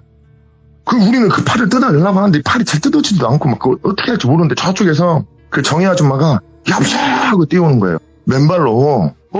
우리 남편 죽는다고 어떻게든 해보라고 계속 막 손가락을 떼어서 목구멍으로 개워내려고 이제 그 아줌마가 계속 하셨는데 그 아저씨가 진짜 확빔에 죽어보려고 절대 그 손 안 뜨고 한 5분인가 지났을 판이에요. 그랬더니 피를 막 쏟아내는데 저희 엄마가 야 프로야 그때는 이제 앰뷸런스라 안 해요. 병원 차라 그랬어요. 네. 119도 막 흔치 않았을 때니까 야 프로야 빨리 병원 차를 불러라 그러시더라고요. 그래서 집에 와가지고 이제 읍내에 있는 큰 병원에 전화를 했죠. 얼른 오셔야겠다고 지금 사람 죽는다고. 그래서 병원차가 왔는데 그 아저씨가 결국에는 돌아가셨어요. 그라목선 드시고 돌아가셨는데 정희 아줌마는 이제 환장하는 거죠. 보통 그때는 장례식장이 막 있을 때가 아니니까 집안에서 보통 제사를 지냈다고 시골에서는 아무도 못 오가요. 오면 니들이 내 남편 죽였다고 니들 때문에 내 남편이 죽었다고 그렇게 원망을 쏟아냈어요. 예.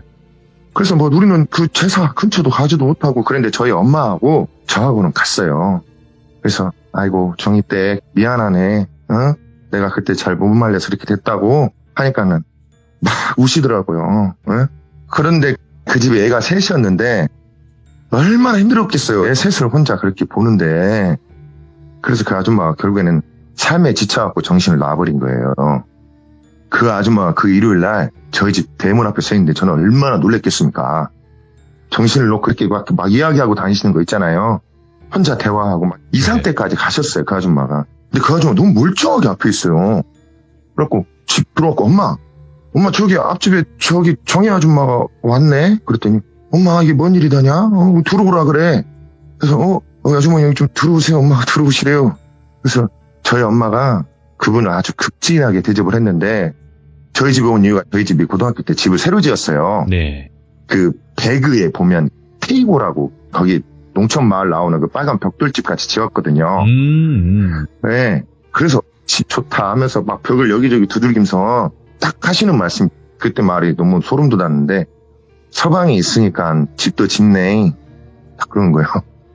완전히 얼어버렸어요. 제가 그 말 듣고 얼었는데 엄마가 눈 하나 깜짝 안 하고, 우리 엄마 항상 마스크 쓰고 계시거든요. 아이고 그래요. 아이고 정기댁도 좋은 집 짓고 했었는데 참 미안하네. 그랬더니 아이고 괜찮아. 언니한테 뭐라 올라간 거 아니야. 그냥 얼굴 한번 보려고 그랬어요. 그래서 엄마가 쌍화차도 내드리고 생강차도 내드리고 점심도 극진하게 대접을 해드리더라고요. 예. 근데 그게 너무 저는 보기 좋았어요. 아, 이렇게 조금 회원하는갑다.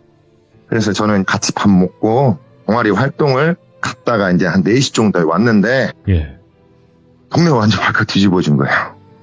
이 아줌마가 저희 집에서 나오자마자 옷을, 제가 최대한 순하게 얘기하고 있습니다. 자연의 의상. 예, 그러니까 옷을, 위는 완전 자연 상태예요. 예.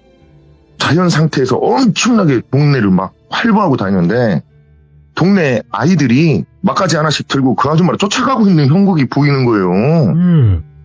아니 이게 뭔 일이요 도대체. 운동 갔다 왔더만. 그래갖고 제가 애들이 막 쫓아가고 저 앞집이잖아요. 마음이 좀 다르거든요. 그래서 그 중간에 길을 막았어요. 그래서 야 이 새끼들아, 아무리 그렇다고 하더라도 아주머니 이렇게 쫓아다니면 돼?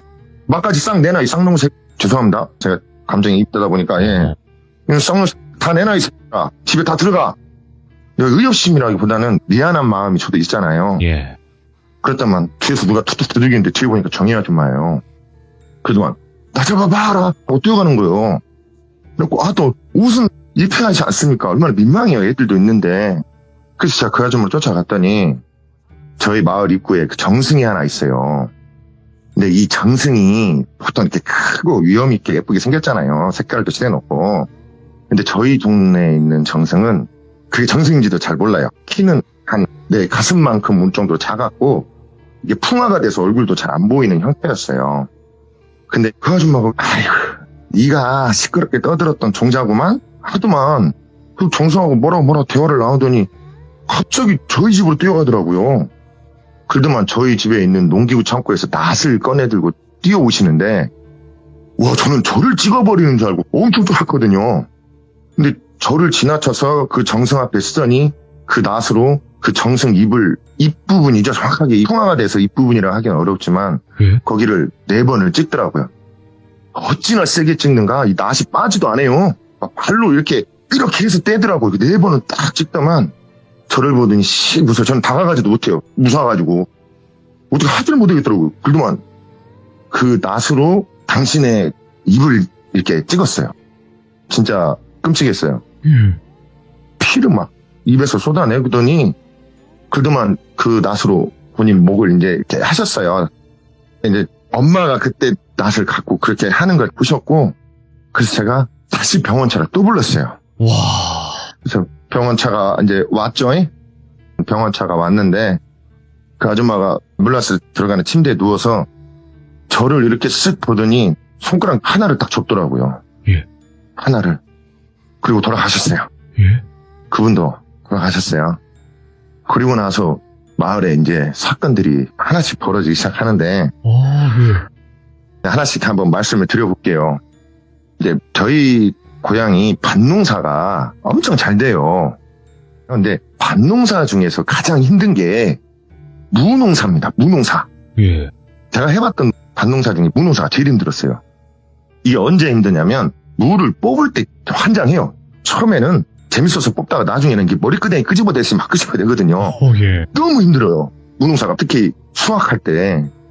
그러면은 마을 사람들 전체가 가서 그걸 뽑아야 하는데 그때 그 무사장님이라 하겠습니다. 밭 주인을. 이 무사장님이 이제 이거 뽑아시려도 안 되니까 일단 한 13만 원씩 어머니 말씀으로는 줬대요. 그래서 하루에 다 뽑아내는 거죠. 그래서 그날 다 모였어요. 새벽부터 무를 막 뽑기 시작하는데 아침 참을 먹고 이제 무가 보이잖아요. 그러면 일하다 보면 좀 재밌는 분들이 한두 명씩 나오잖아요. 그게 이제 뒷집에 사셨던 덕이 아줌마예요.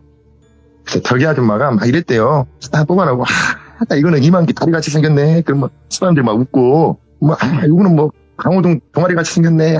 막 웃고 이랬대요. 네. 근데 그것도 이제 점심 지나고 나면 사람들이 말수가 없어진대요. 너무 힘드니까 사람들이 말수가 없어지는데 그 아주머니가 한 3시쯤에 이제 거의 끝나갈 때쯤이었나 봐요. 물을 하나 뽑더니 참고로 저는 이 단어를 끝까지 얘기를 안 할 거예요. 예. 왜냐면은 제가 말하는 게 좀 불편해. 이분들이 비정상적인 게 아니라 좀 몸이 불편하신 분들이잖아요. 아, 네네. 그래서 참고로 저는 이 단어를 잘라서 다른 식으로 좀 표현을 할게요. 제가 불편해서. 뭐라고 했냐면 하나 뽑더니 에이구 이거 참 무 같지도 않은 거 참 둥이 그것같이 생겼네 라고 표현을 한 거예요. 그냥 알아서 잘 들으시면 좋을 것 같습니다. 제가 표현을 정확하게 못해요. 죄송합니다. 예. 그것같이 생겼네 하면 그거를 땅바닥에 탁 집어 던져버린 거예요. 그러더만 이제 무사장님이 아니 정의 때 아니 물을 그렇게 바닥에다 팍 내팽개지면 어떡해? 아니 저거는 쓸 수도 없는 거잖아요. 그러니까 아니 그래서 저기 농협으로 쳐라 안 될 거는 이쪽 봉다리에 담으라 그랬잖아. 거기다 넣으면 되지 왜 그거를 갖다 집어 던지고 그려. 그러니까 아니 이건 누가 봐도 못 쓰는 건데 뭘 뭐라 그래요. 그랬더니 그 무사장님이 아니 그리고 아니 둥이 그것 같다니 말이 너무 심한 거 아니요? 그거 본 적이나 있어? 그랬더니 딱 봐도 그것처럼 생겼잖아. 내가 본 적은 없지만 뭐 말실수했다 그래요.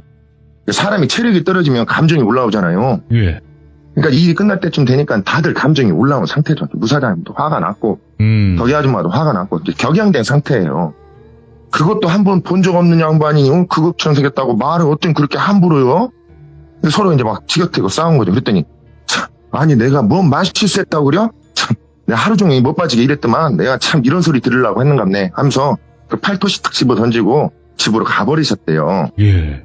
그랬더니 야 정말 저렇게 하면 안 되는지 이렇게 이제 무사장님이 끝말을 했다 하더라고 어머니 말씀으로는. 그리고 끝나고 나서 삼겹살 파티도 하고 일당도 나눠줘야 하는데 그 무사장님이 와서 덕일 때 좀 불러라. 그래도 하루 종일 고생했는데 같이 삼겹살도 먹고 일당도 좀 줘야 되겠다 한 거예요. 그러니까 엄마가 이제 뒷집 사니까 덕이 아줌마한테 가서 아니 그러지 말고 저기 무사장님도 죄송하다 한 게 가서 저기 삼겹살을 같이 먹세. 돈도 더 준다고 하니까는 같이 그 고깃집으로 엄마랑 같이 넘어오셨대요. 성대하게 고기 파티를 하고 이제 집에 가잖아요. 근데 무사장님 차가 그랜저예요. 대부분 봉고를 타고 왔는데 무사장님 딱 그러더래요. 아니 저기 덕이 때 내가 오늘 말이 좀 심했고 미안해. 그래서 덕이 댁은 내 차 타고 가지. 그러니까 차가 갓그랜저 아시죠? 시티폰 달려있는 거 당시에는 부자들만 있었습니다. 그럼요. 예. 그랬더니 덕이 아줌마 그 차를 보더니 막 엄마 이렇게까지 하면 되는데 타도 돼야? 그랬더니 타 괜찮아. 내가 여기까지 특별히 서비스 할게. 그랬더니 덕이 아줌마가 신났죠. 근데 재밌는 건 엄마죠. 우리 엄마 앞집 뒷집 살잖아요. 네. 그 엄마도 나도 타면 안 돼야? 그랬더니 아니 저기 저 부러 엄마는 저 봉고 타고 와. 야 그런 게 그렇대요. 어머니 말씀이에요. 그래서 엄마는 이제 봉고 이스타나 타고 오시고 그랜저를 타고 갔는데 덕이 아줌마가 며칠을 동네에서 안 보여요. 그러더만은 산에서 목을 메고 돌아갔어요. 뭐야? 그게 발견이 됐어요. 예. 제가 죽도록 쳐맞은 그 산에서 목을 메고 돌아가셨는데 경찰이 이제 올 거 아닙니까? 예. 경찰이 와서 조사를 해봤더니 자살이 아니라 타살이라 그런 거예요. 예. 뭐 조사를 어떻게 했는가 모르겠는가. 그날이 일요일인가 그였는데 경찰차 3대가 저희 동네로 들어오더라고요. 예. 그래서 이제 뭔 경찰차가 몇 대가 이렇게 들어오더냐 했더니 역학조사를 해보면 누가 마지막에 탔습니까? 같이 무사장님이시잖아요. 그래서 무사장님이 유력 용의자였고 그 집에 경찰차 3대가 딱 와서 동네 사람들 몰려갈 거 아닙니까? 그랬더니 그 집이 참 잘 살았는데 만수꾼 집인데 참 처음 봤거든요. 모르는 사람들 3명이 이렇게 망토 같은 걸 거치고 차에 타는 거예요. 저 사람들은 누구야? 봤더니 이 사람들이 그 무사장님 동생이었던 거예요. 무사장님 동생이었고 무사장님 동생이 그 병을 앓고 계셨던 거예요. 그래서 나중에 이제 내막을 알아보니까 자기 동생이 그 병을 앓고 있잖아요. 그래서 그날 그 그랜저를 끌고 집으로 왔답니다. 무사장님 집으로 와가지고 아주머니를 끌고 가가지고 그 방문을 열고 야 얘들아 이분이 그것을 한 번도 본 적이 없다 그러는데 오늘 한번 제대로 보여줘라 하면서 문을 확 잠가버렸대요. 헐. 그 이후로 사고는 제가 이거 구체적으로 얘기할 수는 없고 결국에는 유 사장님이 목요셔서 그분 돌아가시게 했고 이제 자료를 유정하기 위해서 그 산에다가 매달아 놨던 거죠. 와. 네, 이거는 정말 실제 있었던 얘기. 왜 이런 얘기가 서울에 안 알려지냐면 시골은 매체가 발달이 안 돼 있잖아요. 그러다 보니까는 이런 얘기들이 못 듣는 거죠. 서울 분들은. 얘기도 아무튼 하고. 그렇게 그래서 돌아가셨어요. 그러더만 정희 아줌마가 나타났는데 꿈에 옷을 시커먼 걸 입고 나타나서 눈이 새까매요. 근데 제가 한 가지 알고 있는 거는 왜 여러분 뭐 귀재님들도 귀신 심상치 않게 보겠지만 귀신 중에 눈이 시커먼 게 제일 위험해요. 하얀이 많으면 동공이 눈에 다 차거든요. 예. 반대로 사배간들 있잖아요. 동공이 네. 작은 애들. 이런 애들은 잡귀인데 이 잡귀 중에서도 자신이 왜 죽었는지 자신이 누군지 완전히 잃어버린 상태는 사배간이에요. 제가 경험하면서 알게 된 것들이거든요. 이거는. 네네. 그만큼 한이 너무 많다라는 거죠. 그래서 두 번째 손가락을 이렇게 딱 접더라고요. 헐. 저희 뒷집 아줌마도 그렇게 돌아가셨어요. 예. 여기서 얘기가 끝나면 좋겠는데 그 다음에 이제 저희 앞집에 공무원 아저씨가 계셨잖아요. 예. 이 공무원 아저씨네 집은 그 할머니하고 저희 할머니하고 친구였어요. 그래서 그 할머니 칠순잔치도 정말 크게 하고 같이 모여서 밥도 먹고 이럴 정도로 마을이 되게 화목했는데 그 할머니가 지병을 좀 심하게 앓았어요. 그래서 그 며느리가 저희 어머니하고 또 왕래가 있었던 친구분이신데 정말 극진하게 그렇게 모셨어요. 치매가 심하게 오셨는데 똥기저귀 다 갈면서 너무 극진하게 모셨는데 이 할머니가 이제 지병이 심해져서 결국 돌아가셨는데 절대 그럴 거라고 아직도 안 믿기거든요. 저는 그 공무원 아저씨가 바람을 핀 거예요. 저는 절대 그럴 줄 몰랐어요. 아직도 저는 안 믿고 싶어요. 너무 반듯하신 분이고 너무 인자하시고 항상 인사도 잘 받으셨던 분이시거든요. 세상에 그분이 바람을 필 줄 어떻게 알았어요. 그래서 그 집도 매일 시끄러운 거죠. 이제 싸움 소리가 너무 크게 싸우는 거죠. 그러다가 그때가 이제 토요일인가 그때였는데 앞집 장녀 누나가 이제 저희 학교 선배고 대학교 선배이기도 한데 그 누나가 집으로 와가지고 이제 인사하잖아요. 앞집 사니까 어이 누나 주말이라고 집에 왔는갑네 했더니 대꾸도 안 하는 거예요. 평상시라면 대꾸를 해주거든요. 그래서 누나 학교는 다닐만해? 나도 내년에 그쪽 학교 갔으면 좀 쓰겠는데 막 이런 식으로 대화를 주고받으려고 하는데 저를 쌩 지나서 집으로 딱 가더라고요. 그러더만 그 공무원 아저씨하고 그 누나하고 이제 싸우기 시작을 하는데 아니 아빠 어떻게 이럴 수가 있어? 엄마가 할머니 병수발이랑 정수발 다 들었는데 아니 돌아가시자마자 이렇게 바람을 피는 게 어딨냐? 그랬더니 공무원 그 아저씨가 아니 내가 바람을 피긴 뭘 바람을 피워? 그냥 커피 한잔 하고 술 한잔 하고 뭐 고민 있다길래 들어줬는데 그게 뭔 잘못이 돼? 아빠 끝까지 이렇게 발뺌할 거야? 아빠가 바람 피는 사실 동네 사람들 다 아는데 지금 남부를 걸 게 뭐하는 짓이야? 이렇게 얘기한 거예요. 네가 봤어? 아빠가 바람 피는 거 봤냐고? 그랬더니 봤어 하더니 사진을 이렇게 뿌렸는데 저희 동네 모텔 있어봤자 몇 개나 있겠습니까? 한두 개잖아요. 예. 시골에 누나가 와가지고 사진을 다 찍었더라요. 들어가는 걸. 아빠가 바람 피는 거에 이거 봐. 이래도 발뺌할 거야? 그냥 아빠가 여기 잠깐 저 아줌마하고 그냥 지나간 걸 네가 찍은 거구만 뭘. 그리고 네가 임마 지금 아빠 뒷조사할 때 임마 공부나 열심히 해. 그랬더니 그 누나가 난 아빠가 너무 세상에서 부끄럽다. 엄마가 불쌍하지도 않냐. 아빠 같은 사람은 필요가 없다. 그냥 아빠 나가서 확 죽어버렸으면 쓰겠다. 이렇게 얘기한 거죠. 그래서 그분이 그 당시에 아빠가 죽었으면 쓰겠어? 그랬으면 쓰겠어? 하더니 차를 끌고 가서 그 언덕배기 길이 있어요. 저희 동네 뒤편으로 거기다 차를 대고 연탄 피고 돌아가셨어요. 차 안에서. 이렇게 계속 연속으로. 정희 아줌마가 또 꿈에 나타나더니 그 시커먼 눈을 뜨고 저한테 세 번째 손가락을 딱 접더라고요. 예. 근데 여기서 끝났으면 쓰겠는데 저희 옆집에는 저희 엄마 정말 어렸을 때부터 중마부 분께서 사셨어요.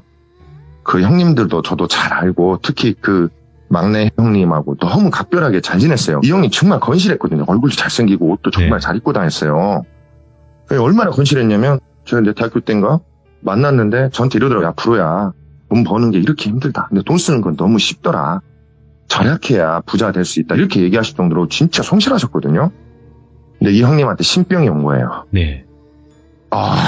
혹시 뭐 시드모에서 나왔는가 모르겠지만 옆에서 지켜보면 그 사람 한장이에요. 신병 걸린 사람. 네, 힘들겠죠. 네.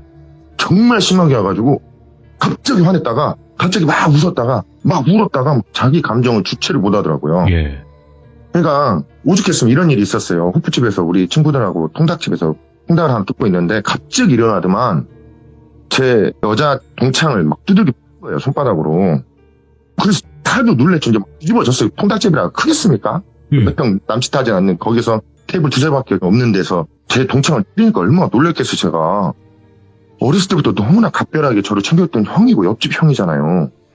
그래서 제가 가갖고 형 이거 뭔 일이요? 왜 그래요? 그랬더니 야야 불어야 너 말리지 마. 저 여자가 귀신에 들렸다는 거죠. 네 친구 누구가. 그래서 저것들은 패죽여야 한다고. 그랬더니 형 이게 뭔 소리야. 제발 정신 좀 차려. 그랬더니 아니요. 난 저는 죽어버려요. 저런 것들이 사람을 괴롭히게 하는 거예요. 막 난리도 아니었어. 맥주병을 깨더만 찔러 죽인다고 해서 제가 그 손을 팍 쳐서 맥주병을 떨어뜨린 형 내 얼굴 한번 봐봐. 내 얼굴 한번 봐봐. 내가 알아서 할게.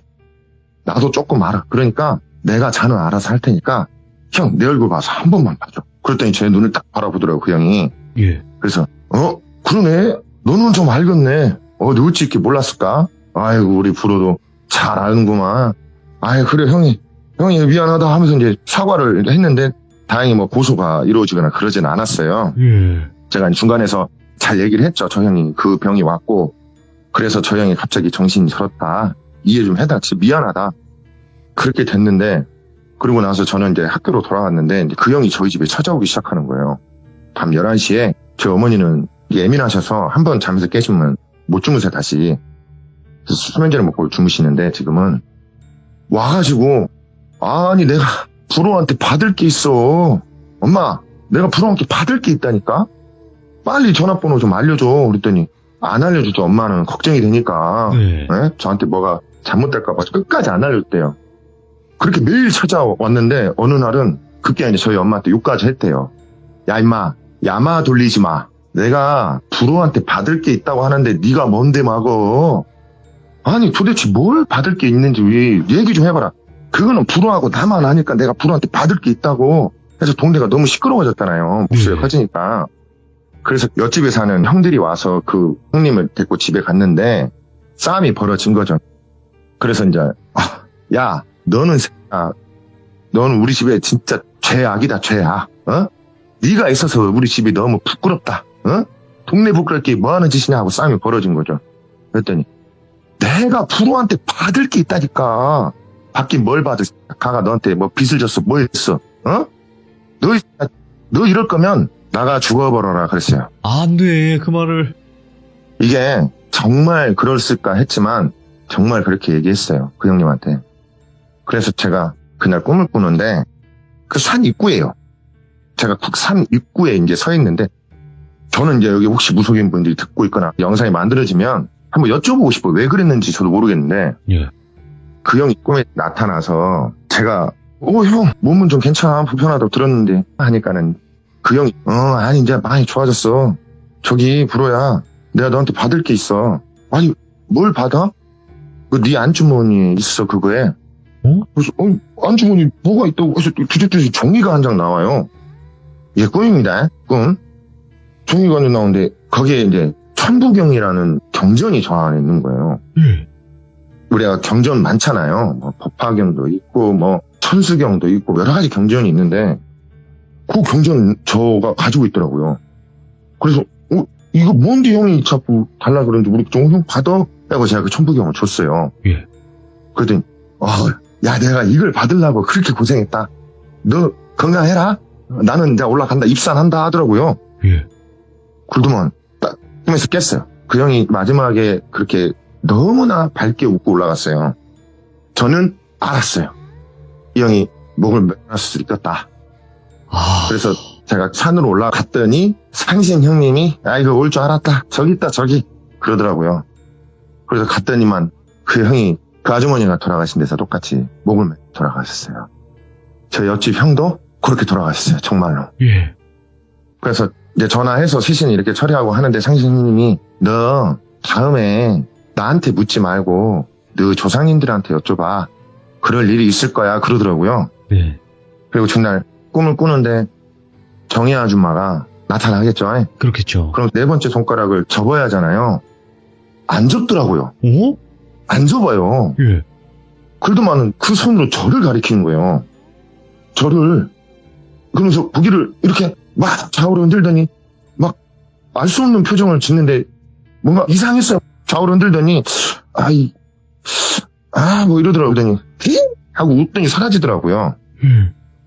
그러더니만 제 아버지가 어느 날 술을 드셨는데 갑자기 죽고 싶다는 생각이 들었대요. 예. 집에 가는데 예. 너무 죽고 싶더래요. 그래서 그 산에 똑같이 올라갔어요. 그래서 제 아버지가 농약을 드셨어요. 아. 네. 다행히 이제 올라가는 걸 봐가지고 병원으로 모셨죠. 네. 중환자실에 계시는데 도대체 모르겠는 거예요. 왜 이런 거리들이 자꾸 벌어지는지 그러니까요. 정신을 못 차리겠는 거예요. 이제 막 그때는 너무 원망스럽잖아요. 특히 정희 아줌마가 너무 원망스럽더라고요. 뭔 잘못을 했길래 도대체 이러냐. 그래서 그 아줌마를 어떻게든 불러내보려고 제가 이런 거 저런 거 연구도 많이 했어요. 어떻게든 불러내서 내가 씹어먹든 죽여버리든 같이 죽어버리든 해야겠다. 그 생각이 드는데 문득 드는 생각이 상신 형님이 조상신들한테 물어보라 그랬잖아요. 그게 기억이 나더라고요. 그래서 제가 저희 집에는 선산이 한 3개 정도 있거든요. 예. 그 선산을 다 찾아갔어요. 찾아가서 쟤를 지내면서 물어봤어. 도대체 왜 그러냐. 이런 일이 안 벌어졌으면 좋겠다라고 했는데 한 몇 중에서 그건 내가 알아서 해결할게. 와줘서 고맙다 그런 거예요. 근데 이분이 저희 집이 그 독립군 후손이거든요. 저희 독립군 할아버지세요. 예. 네, 이분이 이제 꿈에 나타나서 봤던 장면이 그 아주머니를 이렇게 찢어버리는 오. 꿈을 제가 그날 꿨어요. 예. 그날 꾸고 아버지는 괜찮을 거다 그러는 거예요. 그래서 이제 깼는데 다행히 그날 아버지가 의식이 돌아왔고 다행히 일반 병실로 돌아와서 지금은 많이 좋아진 상황이거든요. 근데 그때 여파로 선망 증세도 아직도 좀 있으시고 무엇보다도 잘 못 걷게 되셨어요. 그 사건으로. 그래서 그 이야기는 이렇게 종결이 돼요. 아, 네 번째까지 정희 안 아줌마의 가고. 정희 아줌마의 영혼이 없어요. 저는 느껴지지 않거든요. 예. 할아버지가 완전히 찢어버렸으니까 소멸이 완전히 나요. 없애버린 거. 예. 예. 천벌을 저희 그 할아버지가 주신 거고 네. 아버지도 이제 건강을 많이 찾아서 너무 감사한데 저희 동네 오랫동안 있었던 저주잖아요. 저희 앞집도 돌아가셨고 저희 옆집도 돌아가셨고 심지어 저희 아버지도 그랬잖아요. 이 저주가 더 이어지지 않았으면 하는 바람이고 사실 되게 봉인된 이야기였거든요. 예. 함부로 집안에서도 꺼내지 못했던 이야기, 마을 사람들도 되게 쉬쉬했던 이야기인데 그래서 이제 정승을 새로 깔끔하게 다시 해놨고요. 지금 현재는 그러고 나서는 이제 사건이 끝났는데 생각을 해보니까 그때 정희 아줌마네 집에 가서 말렸던 사람들이 다 이런 일에 좀 휘말리게 되고 그 아주머니 저주가 얼마나 깊었나 그런 느껴지는 사건이었습니다. 그러니까 뭐 제대로 안 말려서 아니면 말려서 이런 일이 벌어졌다. 말려서 자기 남편이 죽었다라고 생각을 했던 거죠. 네. 근데 저도 이제 드는 생각이 그렇게 두들겨 맞았어도 정말 비참했어도 남편을 좀 사랑했었는가 보다. 네. 그러니까 우리가 괜히 관여해서는 안 될 일이었었는데 하는 이야기를 엄마하고 좀 많이 주고받아요. 그런 이야기를. 아이고 이게... 괜히 그때 우리가 관여해서 너가 아버지도 옆집도 앞집도 세상에 이게 뭔 일이냐 참말로 그런 이야기를 지금 소소하게 주고받고 있습니다. 선의로 뭔가 도와주고 싶어서 남의 인생사에 껴들었는데 남의 인생이잖아요 결국엔. 그게 좋은 쪽으로 흘러가면 굉장히 좋지만 나쁜 쪽으로 흘러갈 가능성도 있단 말이에요. 그렇죠. 그래서 우리가 함부로 그 인가에 또 끼어들기도 좀 그렇고 안 끼어들기도 그렇고 이런 경우들이 간혹 있는 것 같아요. 보니까. 네네. 그러니까요. 야, 근데 이거는 참 정말 이렇게 될 줄은 상상도 못했어요. 그래서 제가 아는 거죠. 사배관과 눈에 동공이 가득 차 있는 귀신의 차이를 명확하게 알게 된 게 바로 이 사건 때문이에요. 정말 한이 깊으면 그 눈 안에 그 동공 아직도 막 생각나거든요. 네. 너무 섬찟하고 무서웠는데 그 아줌마 한이 온 마을을 완전히 쑥대밭으로 만들어놨던 그런 사건이었습니다. 그게 있대요. 이 한이 너무나 많았던 사람이 죽으면 그 한이 계속 강할 거 아니에요. 그러다 보면 그렇죠. 형체를 잃는다 그러나? 그러니까 본인의 형태를 잃어버린다고 하더라고요. 그럴 네. 수도 있겠네요. 그 아주머니를 제가 마지막에 아버지 사건 터지고 나서 막 찾으러 다녔거든요. 네네네. 진짜 어떻게든 맞닥뜨려서 죽여보려고 그래서 막 귀신도 불러내는 법도 막 하고 막 이랬단 말이죠. 네. 그 아줌마만 없애면 되잖아요. 네. 할아버지가 해결을 해주셨던 사건이었습니다. 네.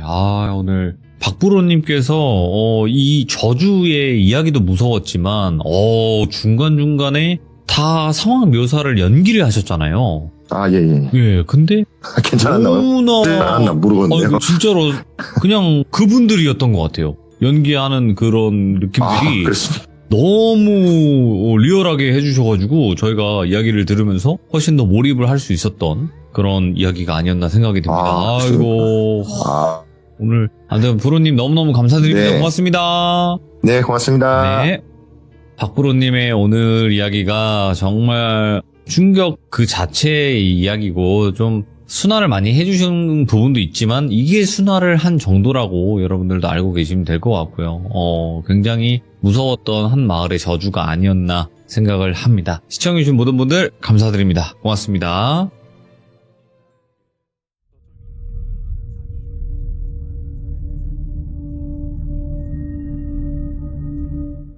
자, 여러분 안녕하세요. 목소리만 들어도 즐거워지는 그 남자, 바로 테슬러즈님께서 찾아오셨습니다. 바로 만나볼게요.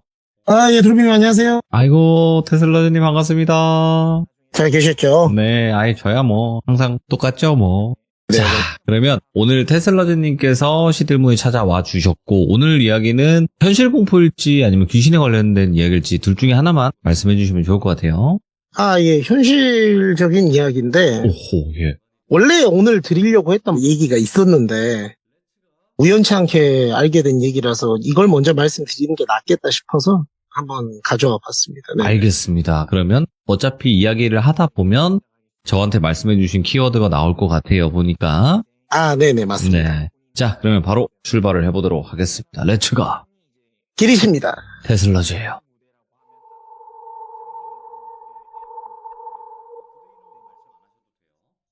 제가 최근에 주말에 지인을 따라서 어디 좀 놀러를 갔다 왔어요. 이 친구가 아주 고상한 취미를 하나 시작을 했더라고요. 이 친구가 갑자기 주말에 저한테 야, 너 골프 안 치지? 그러길래 나가고 하는 거 막 질색이다. 안 간다. 그랬더니 가만히 서서 하는 거는 괜찮나? 그러는 거예요. 그래서 서서 하는 거 괜찮지. 뭔데? 했더니 클레이 사격이라고 아시나요? 사격인데 클레이 사격이라고. 그거 날아가면 평 맞추는 거.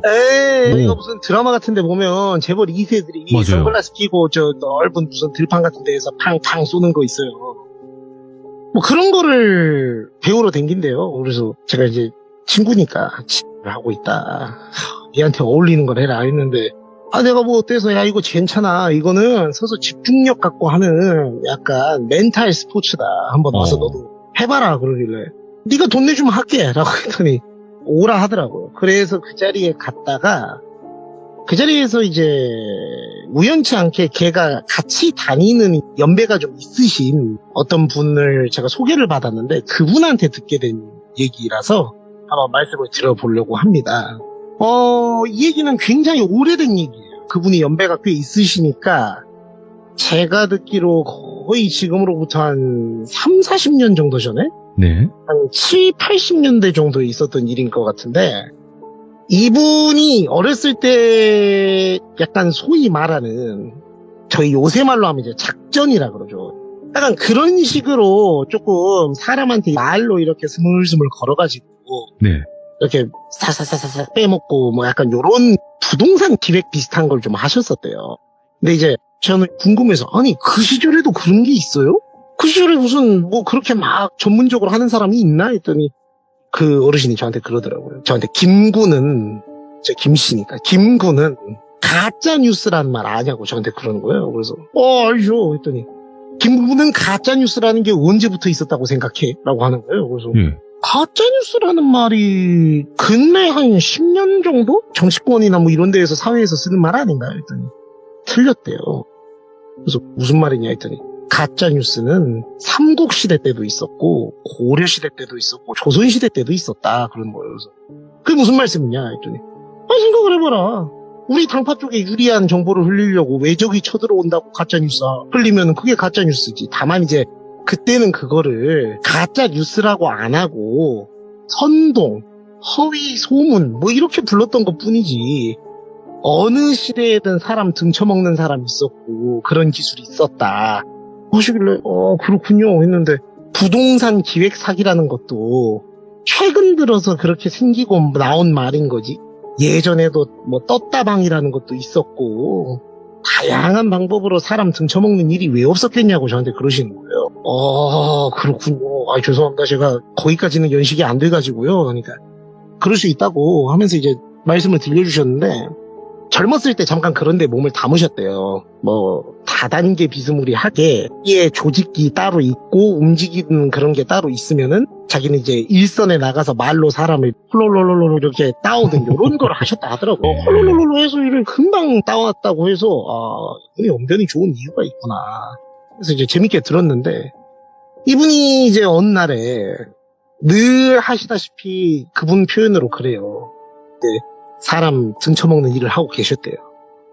그래서 이번 달에도 뭐 상당히 많이 건졌겠다 이런 생각을 하고 있었는데, 저희가 모든 영업의 끝이 사기도 마찬가지인데 더 이상 해먹을 사람이 별로 없겠다 싶으면은 마지막에 건드는 게 지인이라고 그러더라고요. 그래서 이제 그분 표현으로 이분이 약간 촌 출신이신데 도시 쪽에 상경을 해가지고 나름대로 그렇게 등쳐먹는 일을 하고 있었는데, 고향에 남아있는 친구들은 깡촌이니까 세상 물정 잘 모를 거 아닙니까? 근데 이제 그 당시에 만석군이라고 해가지고 그 동네에서 유지죠, 유지. 소위 말하는 만석군이라는 게 들어보니까 그 논밭을 약간 이런 거 있지 않습니까? 저쪽 왼쪽에 보이는 강 보이는가? 저쪽 시작부터 해가지고 저 오른쪽에 보이는 저 산까지가, 거기까지가 다 내 땅이야. 약간 이런 분들이 만석군이래요. 그러니까 대지주인 거죠. 그 시절에는 그런 분들이 흔하진 않은데 좀 있었답니다. 그래서 농사 많이 짓고 살던 시절이니까 만석군 정도 되고 소 좀 키우면은 뭐 도시에 있는 부자 못지않게 그 동네에서는 왕처럼 떵떵거리면서 살 수 있는 그런 여건이 있었다 하더만요. 네. 그래서 이제 이분이 친구 중에 만석군 집 아들내미가 있었던 거예요. 좋은 소스다. 어차피 나는 이 분야에서 성공하기로 마음을 먹었으니 안타깝지만 재물이 되어줘야 되겠다. 이런 생각을 했대요. 그래서 저 집을 어떻게 베껴먹을까라고 생각을 해서 접근을 해 들어갔는데, 저한테 뭐라고 말씀을 해주셨는데, 솔직히 제가 그쪽에서 일을 해본 적이 없다 보니 듣긴 들었는데 정확히 어떤 방식이었는지는 기억이 안 나요. 근데 결론적으로 많이 해 드셨대요. 그러니까 그 집은 손해를 많이 봤고, 그러니까 요새로 치면 제가 비유를 드리자면 약간 주식 정보 같은 거 치고 빠지고 작전으로 막 들어갔다가 자기들은 남겨먹고 투자한 사람은 손해 끼치고 약간 이런 방식 있잖아요. 그런 비스무리한 방식이었던 것 같아요. 근데 구체적으로 어떤 방식이었는지는 기억이 안 나고, 땅 가지고 이제 원래 땅이 많이 있는 사람이니까 그런 걸 갖고 어떻게 해가지고는 꽤 많이 남겨먹었는데, 저분은 손해를 많이 봤겠죠, 만석군 집은. 근데 뭐 어차피 이분은 뭐 나랑은 이제 상관없다. 나는 뭐 남겨먹었으니까 연락 두절하면 그만, 수고. 약간 요런 느낌으로 연락을 끊었다고 하시더라고요. 근데 이제 저는 사실 이 말씀을 드리면서도 제가 그분께 분명 말씀을 드렸었어요. 근데 사실 어르신, 제가 이 얘기를 이런 데에서 썰을 좀 풀려고 합니다. 근데 이거 얘기하면 아니 사람 등쳐먹은 게 뭐 그렇게 자랑거리라고 그런 얘기를 떳떳하게 하고 있냐, 이런 거 많이 욕 드실 텐데 해도 됩니까 했는데, 이분이 아주 좋게 얘기하면 호방하고 나쁘게 얘기하면 뒤가 없는 사람이더라고요. 네. 나는 그냥 이런 얘기도 있으니까 요새 뭐 이런 방식으로 하는 사람 없겠지만은 뭐 조심해서 나쁠 거 없고 자기 욕하려면 욕해도 된다, 자기도 부끄러운 과거라 생각한다, 이러면서 말씀해 주셨던 건데, 이분이 이제 어느 날에 생활을 하면서 또 다음 표적을 물색하고 있었대요. 다음 물색을 하다가 이제 그 시절에는 핸드폰이 없지 않습니까? 집으로 전화가 오더래요. 받아보니까는 그 친구가 전화가 왔는데, 이놈 자식네, 다 이사도 가고 번호도 바꾸고 했는데 어떻게 이걸 알았지 싶었는데, 이분이 저한테 말씀하시기로 누굴 속일 때 절대로 밤에 칼 맞기 싫으면은 인정하면 안 된대요. 그러니까 내가 진짜 이 사람한테 죽을 죄를 지었어도 사기를 치는 사람들은 눈을 감는 그 순간까지 자기가 사기를 쳤다는 얘기를 절대 하면 안 됩니다. 그럼 어떻게 합니까? 했더니 말은 하기 나름이다. 만들면 말이 안 되는 게 없다. 그러니까 저한테 좋은 건 아닌데 알려주신 게 네가 기우제를 지내서 비가 왔는지 비가 올 때 그 타이밍에 맞춰 기우제를 지내고 있었는지 상대방은 알 수 없다. 네. 그러니까 너가 기우제를 지내서 비가 왔다고 우기면 그게 말이 되는 거다. 이렇게 말씀하시는 거예요. 그래서 어떻게 하셨어요? 했더니 전화가 왔는데 엄청 태연하게 받았대요. 속으로는 막 벌렁벌렁 하는데 예를 들어 그 친구분 이름을 태현이라고 해볼게요. 그러면 네. 태현아 오랜만이다. 잘 지냈지? 그러고 보니까 이제 이 태현이라는 친구분이 그래 똘비야 지난번에 너가 소개해준 그 건 있잖아. 이렇게 얘기를 하더래요. 그래서, 네. 아니나 다를까, 그거 갖고 얘기하는구나. 그거 왜? 했대요. 그러니까, 그게 조금 잘 안 됐나 봐. 아버지가 좀 손해를 보신 것 같아. 라고 하시는데, 이러면 보통 이제 쫄리는데, 아까 말씀드렸잖아요. 끝까지. 뭐라고 얘기했냐면, 그게, 네가 내 말을 안 들어서 그런 거다. 이렇게 얘기를 했대요. 그게 무슨 말이냐? 그러니까, 내가 분명히 그때, 그러니까 이런 분들의 교묘한 수법 중에 하나가 그 당시에 무슨 녹취가 있겠습니까? 뭐 증거 자료가 있겠습니까? 핸드폰도 없는 시절인데, 삐삐도 없는 시절인데. 너 잘 생각해봐라. 내가 그때 분명히 너랑 얘기할 때 다방에서 그때 차 마시면서 내가 뭐라고 했냐. 이 타이밍에 넣었다가 이만큼을 넣어뒀다가 요만큼만 빼라고 얘기를 했잖냐. 또 네가 그 말을 안 들어가지고 너네 아버지랑 보니까 그렇게 안 한 것 같던데? 이렇게 덮어 씌우는 거예요. 가스라이팅 하는 거죠. 요새 말로 하면. 가스라이팅 개념 아까도 말씀드렸잖아요. 가짜뉴스라는 용어가 없었던 거지. 가짜뉴스는 옛날에도 있었듯이 가스라이팅이라는 말이 요새 사람들 사이에 보급된 거지. 그 시절에도 그런 건 다 있었더만요. 그러니까 네가 너희 아버지가 내 말을 안 듣고 마음대로 투자 타이밍을 빼고 이렇게 해가지고 이렇게 된 거다. 난 너무 속상하다. 왜 내 말을 믿지 못했던 거니 친구야. 뭐 이렇게 오히려 연기를 하면서 역정을 내니까 이제 약간 그렇게 해놓고 반응을 봤대요. 두근두근 하면서 이거 잘 돼야 되는데 하고 있었는데 미안하다. 그랬구나. 아버지랑 내가 오해했네. 미안해. 우리가 좀 잘했었어야 되는데. 근데 제가 여기서 소름 돋았던 게 사기꾼들은 진짜 다르더만요. 보통 이러면 다행이다. 넘어갔네. 휴 하고 뭐 저 같으면 넘길 것 같은데 이분은 말씀하신 걸 들어보니까 됐네? 그럼 좀 더 뽑아 먹어야 되겠다. 이 생각을 안 돼요. 그러니까 딱 틈이 보이는 순간 됐네. 이거 좀 더 뽑아 먹을 수 있겠네. 각을 딱 보고 바보다 싶으면 더 들어간대. 그래서 네가 얘기를 알아들었으면은 잘 됐다. 너 지금 고향에 있지? 라고 물어봤대요. 그러니까 있다. 네. 내가 조만간에 고향 한번 내려갈 일이 있는데 야 복구해야 될 거 아니야. 진짜 이번에 내 말대로 하면 무조건 그 이상 복구할 수 있으니까 아버님한테 말씀드려가지고 얼굴 뵙고 야 내가 답답해서 너한테 말을 못하겠다. 아버님한테 직접 말씀을 드릴게. 그러니까 좀 크게 한번 털어먹고 이제 진짜 빠져야 되겠다라고 생각을 했대요. 그래서 어떻게 나의 번호를 다시 찾았는지 모르겠지만 이번에는 아예 이거 크게 먹고 잠깐 해외에 나가 있든가 해야 되겠다. 이 생각을 했대요. 그래서 물어봤더니 그러라고 오라고. 내가 그러면 언제쯤 오는지 얘기해주면은 준비해놓고 아버지랑 같이 기다리겠다 그랬대요. 그러니까 그렇게 해라 하고 이제 아이템을 구상을 해갖고 내려가려고 했대요. 근데 딱 날짜가 돼서 내려가니까 이 또 사기꾼들의 필수 덕목이 차를 또 좋은 거를 타고 내려가야 된다 하더만요. 그래서 그 당시에는 또 자가용 자체가 거의 흔하지 않던 시절인데 차를 괜찮은 거를 딱 타고 내려갔다고 합니다. 택시로도 쓰던 차였는데 하여간 그 시절에는 자가용이 있다는 것만으로도 우와 너 저 둘째 집 아들 성공했나벼. 그래서 차를 타고 내려왔어. 뭐 이런 얘기를 하던 시절이라 그걸 타고 내려갔더니 마을 그 어귀 입구에까지 걔가 나와 있더래요. 예. 그래서 딱 차 빵빵 하면서 창문 내리면서 이제 창문도 뭐 들어보니까 이렇게 버튼으로 내리는 게 아니고 이렇게 돌려갖고 내리는 거 있잖아요. 옛날 차. 참 이렇게 펌프지 이렇게 싹싹 돌리면서 내려갖고 누구야? 여기 나와 있었어? 하니까 너 온다 하고 기다리고 있었지. 야 차 좋다. 차를 샀어? 하니까 아유, 별거 아니야. 야, 너 이번 것만 잘 되면 너 이런 차 10대도 더 뽑을 수 있어. 야, 잠깐만, 주차하고 내릴게. 그래갖고 딱 싱글벙글 내렸대요. 그래갖고 걔네 집 가니까 아버님이 딱 기다리고 계셨더만요. 그래갖고 이제 같이 차를 한잔하고 밥을 주실 줄 알았는데, 자기는 소식한다고, 미안한데, 좀 있다가 따로 저녁상을 봐오라고 할 테니까 너 혼자 먹고, 나랑은 가벼운 다과상만 하자. 그래서 그 한과에다가 수정과 같은 거 있잖아요. 그런 거 내어가지고 참 내 고향이지만 낯설다. 맞네. 여기 이런 느낌이었지. 아휴, 그지 같은 깡촌 진짜. 여기가 뭐가 좋다고 이렇게 살고 있나 싶으면서. 근데 잘 보여야 되잖아요.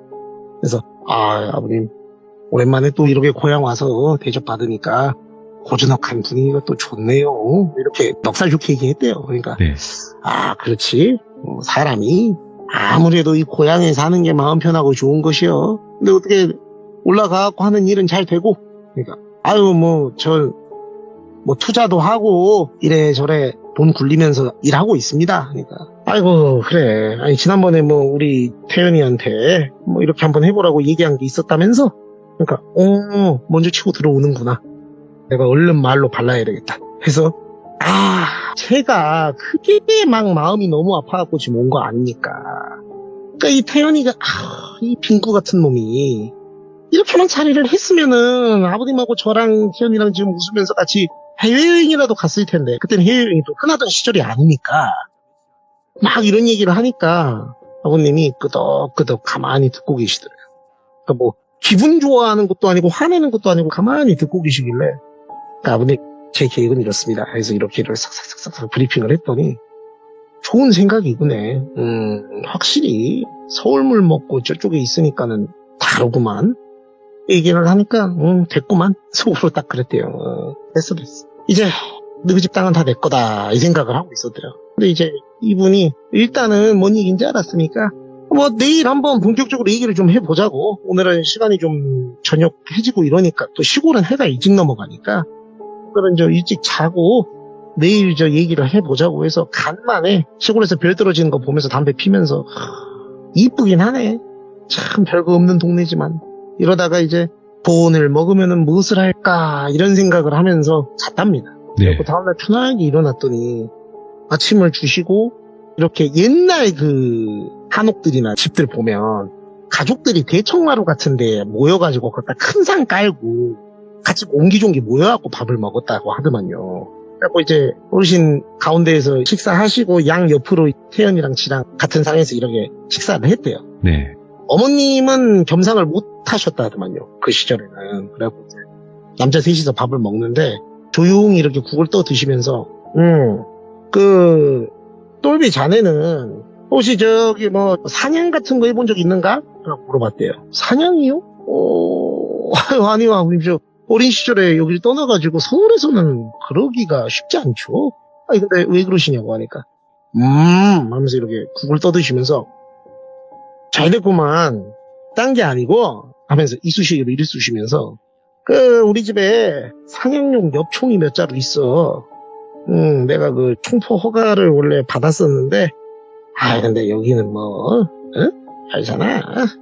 허가 적당히 받아두면은 내가 한 자루 허가 받아놓으면 4자루를 갖고 있든 5자루를 갖고 있든 상관하네.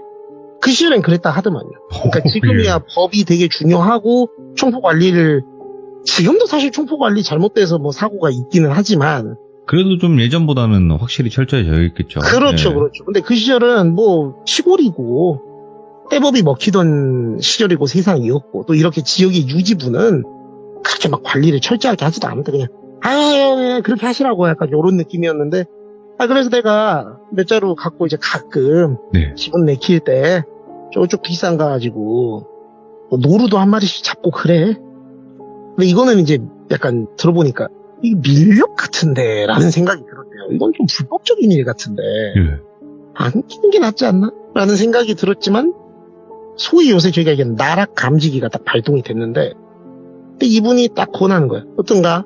우리 얘기하기 전에 스트레스도 풀 겸 나가가지고 몇 마리 한번 팡팡 하고 오게 이렇게 말씀을 하시는데 이 사기꾼들의 직감이 그게 있대요. 이 클라이언트, 소위 말해서 빼먹으려고 하는 사람의 비위를 지금 잘 맞춰놓지 않으면 네. 얘기 꺼내기가 좀 애매하겠다라는 생각에 이렇게 지났는데 가긴 가야 되나? 그래서 이제 그러면 한번 가보죠. 근데 저 아버님 잘 알려주셔야 돼요. 저 진짜 이런 거 잘 못해요. 그러니까 걱정하지 말라고 내가 이 동네 타잔이야 거의. 혼자서 아주 그냥 다 헤치고 다녀요. 걱정하지 말라고 했는데 이제 그 친구 태연이가 약간 처음 듣는 듯한 표정? 그러니까 약간 약속이 돼 있던 게 아닌 거예요. 아버지 똘비 데리고 사냥 나가시게요? 하니까 내가 너한테 얘기를 안 했구나. 아니 이거 뒷산에 꿩도 있고 오루도 있고 좋아. 저녁에 우리 직접 잡은 고기로다가 술 한잔 하면서 얘기하면 운치 있고 좋지 않겠어? 근데 대낮부터 좀 그러지 않아요? 라고 하니까 그러면 산소개를 저녁에 해진 다음에 들어가냐? 아버지 죽으라고? 갑자기 역정을 확 내시더라고요. 그러니까 아니 그런 건 아니고요. 그러니까 넌 갈 거야? 라고 물어보니까 태연이가 저는 하는데 이제 똘비가 같이 가자고 하는 그 눈빛을 보냈대요. 나 죽었다. 같이 가. 약간 이런 눈빛을 보내니까 잠깐 갈게요. 그러면 해서 이제 마지못해서 따라서 셋이 갔대요. 그래서 이제 같이 수풀을 이렇게 조금씩 헤치면서 안에 들어가는데 요새는 등산로 같은 게 그래도 좀 돼 있잖아요. 잘. 근데 그때는 거기는 진짜로 지금도 그런지는 모르겠는데 그냥 완전 야산인 거예요. 말 그대로. 완전 무슨 약초꾼들이 약초 캐러 다닐 것 같은 그런 루트로 슥슥슥슥 무슨 축지법 쓰는 사람 마냥 이렇게 올라가시는데 와 연세도 지긋한 양반이 뭐 저렇게 산을 잘 타나.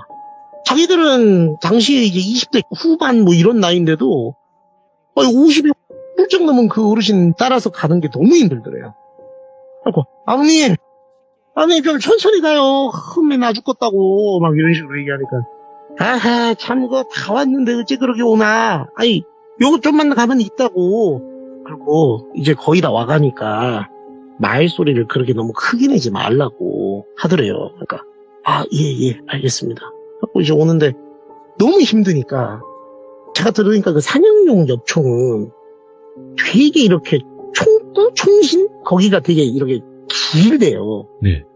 그래갖고 이제 약간 지팡이 같은 느낌으로 너무 힘드니까 그걸 이렇게 땅에 짚으면서 이렇게 가는데 그걸 보시더니 그 아버님이 자기가 소리 크게 내지 말라 했잖아요. 자기 쪽으로 이렇게 오더니 뭐 하는 거야 지금? 그러더래요.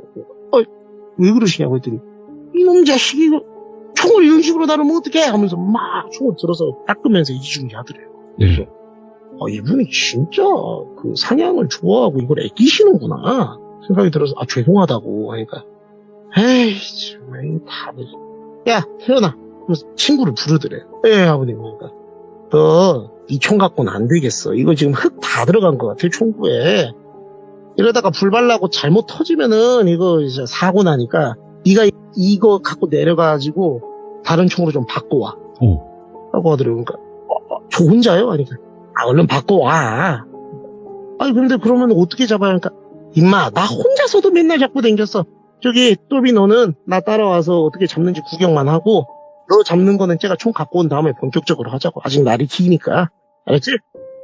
그러니까 이제 알겠다고. 그래서 이제 태연이는 내려갔어요. 자기 그 총을 갖고. 그러니까 이제 사람은 2명, 총은 한 자루 있는 거죠. 한 자루는 아버님이 들고 계시고.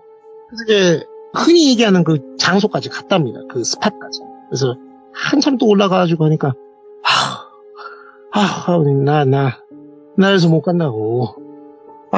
그 나를 여기서 때려 죽이든가 찢어 죽이든가 마음대로 하시네. 제가 못 가겠다고. 그러니까 갑자기 안 그래도 그럴 생각이야 라고 하시는 거니까 그러니까 안 그래도 네 찢어 죽이든 때려 죽이든 쏴 죽이든 하려고 그랬다고.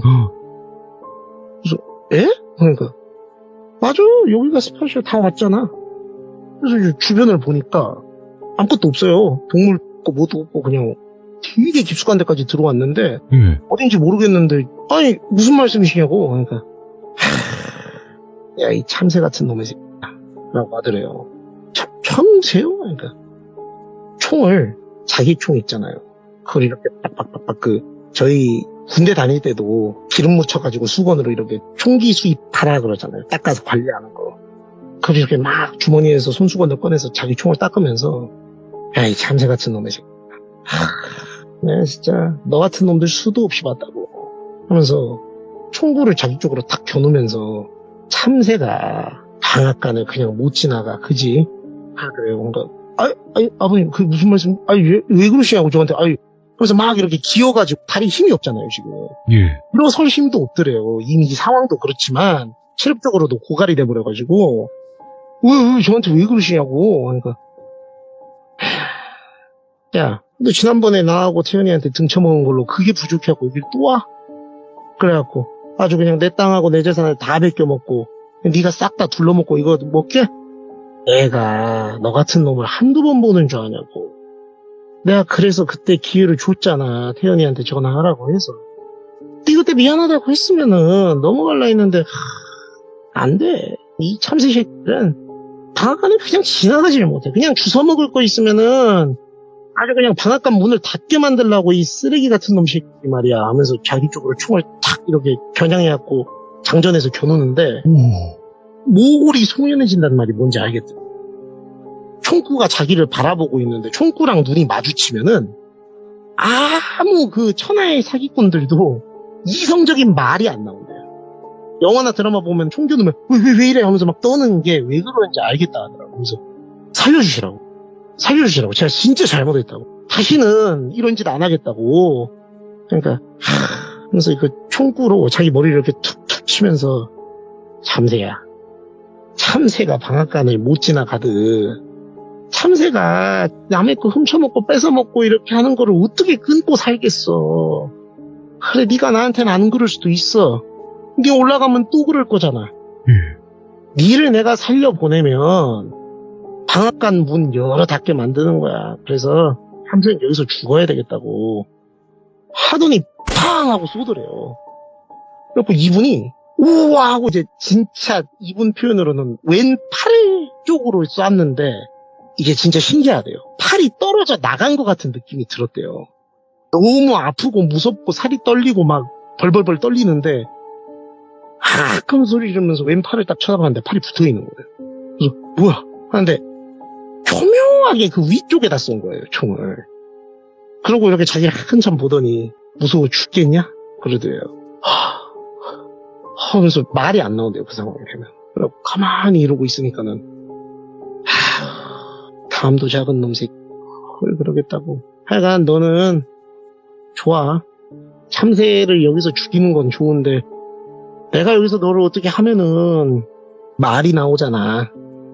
그러니까 가 하더니 자기가 그 엽총을 피하려고 뒷걸음질을 치다가 보니까 어느새 거의 낭떠러지 주변까지 와 있던 거예요, 뒤쪽에. 총을 딱 내려놓더니 그러니까 너는 그냥 여기서 가 하더니 발로 자기를 이렇게 팍 쳐가지고 밑으로 떨어뜨린 거예요. 그래서 이분이 떼굴떼굴 굴러가지고 낭떠러지 밑으로 몇 번을 굴렀는지 기억도 안 난대요. 그래갖고 막 굴러갖고 막 이렇게 돌아가는 거 같고 부딪히고 막 난리가 났는데 기가 막혔던 게 쭉 떨어지다가 맨 밑에 쪽에 그 산에서 버섯 같은 거 이렇게 안 맞춰놓고 하우스 같은 거 조그만하게 해가지고 빛 안 들어오게 해놓고 키우시는 분들이 계신가 봐요. 그 하우스 위쪽에 걸린 거예요. 자기가 이렇게 떼굴떼굴 구르다가. 그러니까 충격이 좀 완화가 된 거죠. 그러니까 원래 그 밑에 높이를 봤을 때는 자기는 무조건 죽는 건데 거기 걸려서 천운으로 살았어요, 이분이. 그래갖고 근데 이제 이미 팔이나 이쪽은 약간 돌아간 것 같더래요. 이게 안 되더래요, 컨트롤이 잘.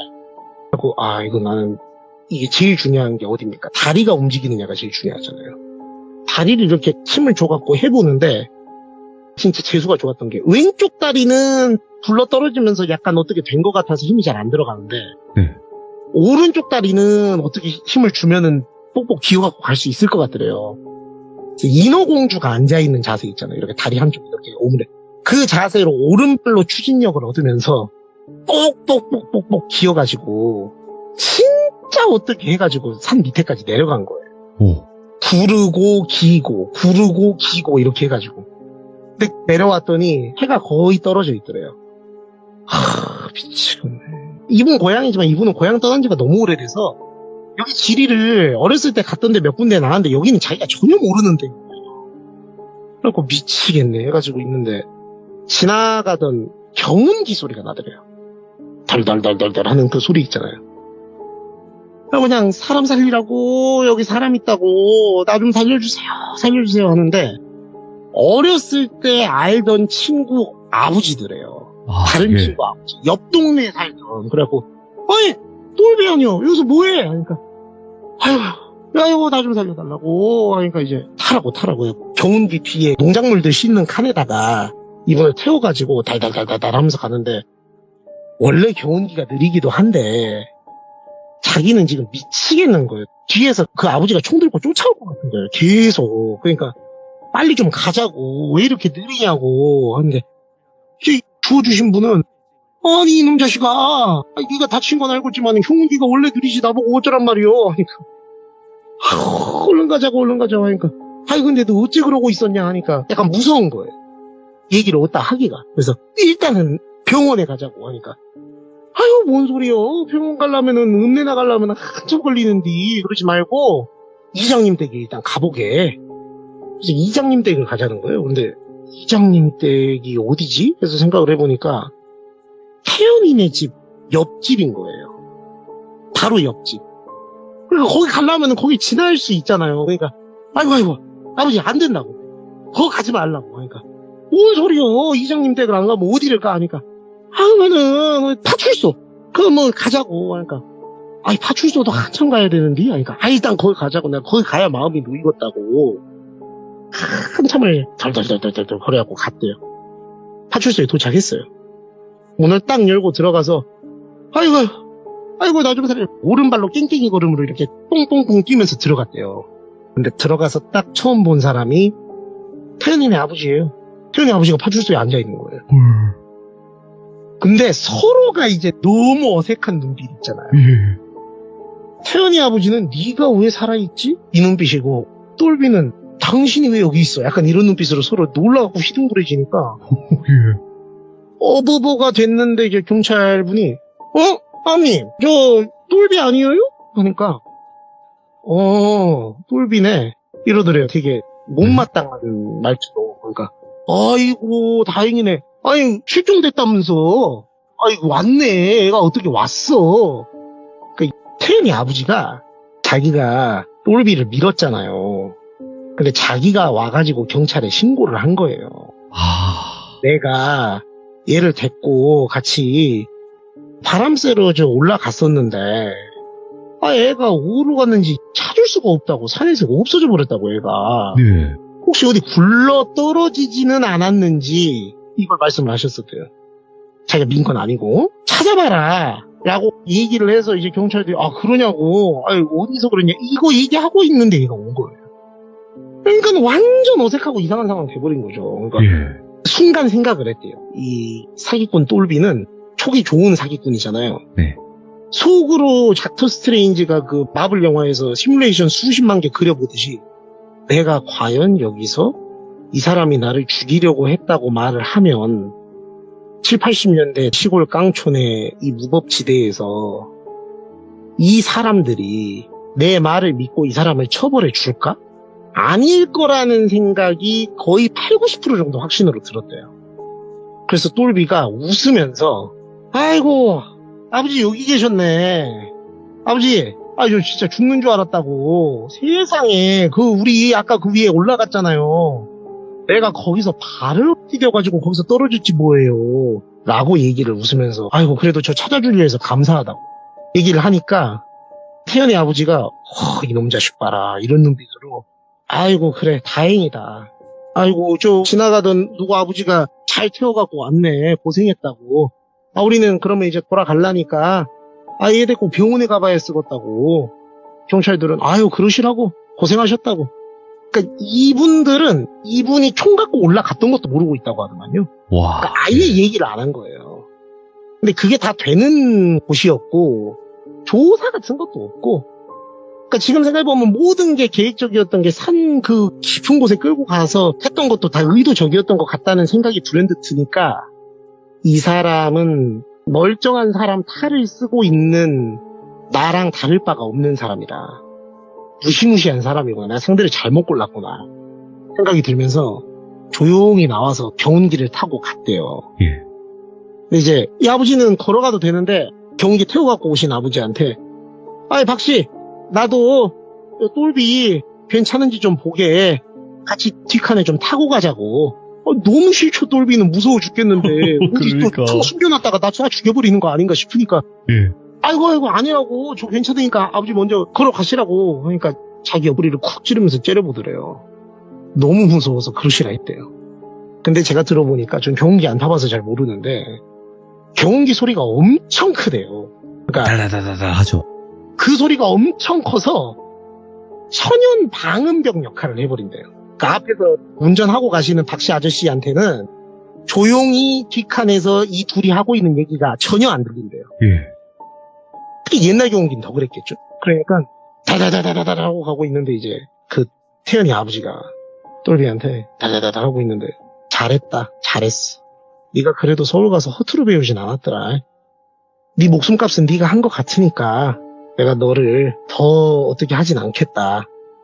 대신 참새 너 방앗간 적당히 들락거리면서 살라고. 너 그러다 잘못하면 나 같은 참새 사냥꾼한테 걸리면 와. 너는 진짜 세상에서 없어지는 거 아무것도 아니다 하면서 자기한테 어깨에 손을 이렇게 올리면서 내가 왜 총이 여러 자루 있고 내가 너 데리고 갔던 그 스팟을 처음 가봤던 것 같냐. 내가 얘기했잖아. 너 같은 놈 한두 명 보는 거 아니라고. 예. 나는 다 내 거를 노리는 비열한 참새 새끼들을 나만의 방법으로 그동안 다 정리해왔다고. 왜냐? 여기는 아무도 나에게 뭐라 할 수 없는 내 왕국이니까 그게 가능한 거라고. 니는 지금 내 왕국에 내 홈그라운드에 들어와서 죽으려고 들어온 거라니까 조심하고 살아라. 뛰는 놈 위에 나는 놈 있고 참새들만 골라 잡는 나 같은 사냥꾼도 있는 거니까.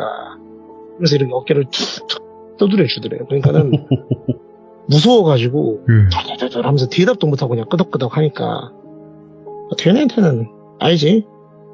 하니까 알겠다고. 그리고 딱 경기 타고 도착하니까 세상 자상한 아버지처럼 아이고 야 태연아 네 친구 다쳤다. 얼른 데리고 들어가고 상처 봐주고 그 오늘은 시간이 늦었으니까 읍내 병원 내 데리고 가고 어디 부러진 데는 없는지 얼른 봐줘라 하면서 이거 병원비 하고 하면서 딱 돈을 주더래요. 나는 세상 인망 있는 마을 유지 어르신이고 그렇게 평생을 살아온 분처럼 보이나? 야, 이거 완전 지킬한 하이드가 따로 없다. 뭐 이런 사람이 다 있나? 지금 저 사람이 쌓은 저 많은 재산은 과연 합법적인 루트로 온 걸까? 이런 생각도 들고 남의 거를 뺏어본 사람이고 지킬 줄 아는 사람이니까 냄새를 맡고 나를 일찌감치 감지했나? 내가 잘못 골랐었구나. 네. 그래서 이분이 그 일 있고 난 다음에 개과천선을 하셔서 그 뒤로는 이제 정상적인 일 하시면서 열심히 살았다고 말씀을 주셨고 이야. 제가 들은 얘기는 여기까지인데 저한테 하셨던 말이 항상 착하게 살라고 내가 하늘 높은 줄 모르고 짹짹거리면서 날아다니는 참새라 생각하다가 호수한테 총 맞고 한 방에 가는 게 세상이더라 라고 말씀을 하셔서 말씀을 한번 드려봤습니다. 정말 맞는 말이긴 하다. 예. 하늘 높은 줄 모르고. 네. 저희가 야. 참새였다고 얘기를 하더라고요. 그러니까 참새는 방앗간을 지나가지 못하는데 그런 그렇죠. 참새들을 사냥하는 참새 사냥꾼에 관련된 이야기였어요. 마지막까지 이렇게 현실 공포에 소굴에서 빠져나오지 못하게 하는 이 몰입감. 역시나 테슬러즈님의 이야기는 믿고 듣습니다. 정말로. 아유, 감사합니다. 연락 또 네. 드리도록 하겠습니다. 감사합니다. 예, 들어가세요. 네. 자, 여러분들, 참새는 참새 방앗간을 그냥 지나갈 수 없습니다. 그치만 그런 참새를 사냥하는 참새 사냥꾼에 관련된 이야기였고, 여러분들의 생각 분명히 댓글로 남겨질 때 양쪽의 의견이 나뉘면서 댓글이 남길 것 같습니다. 하지만 자유롭게 여러분들의 생각과 의견을 댓글로 남겨주시면 좋을 것 같습니다. 시청해주신 모든 분들 감사드립니다. 고맙습니다.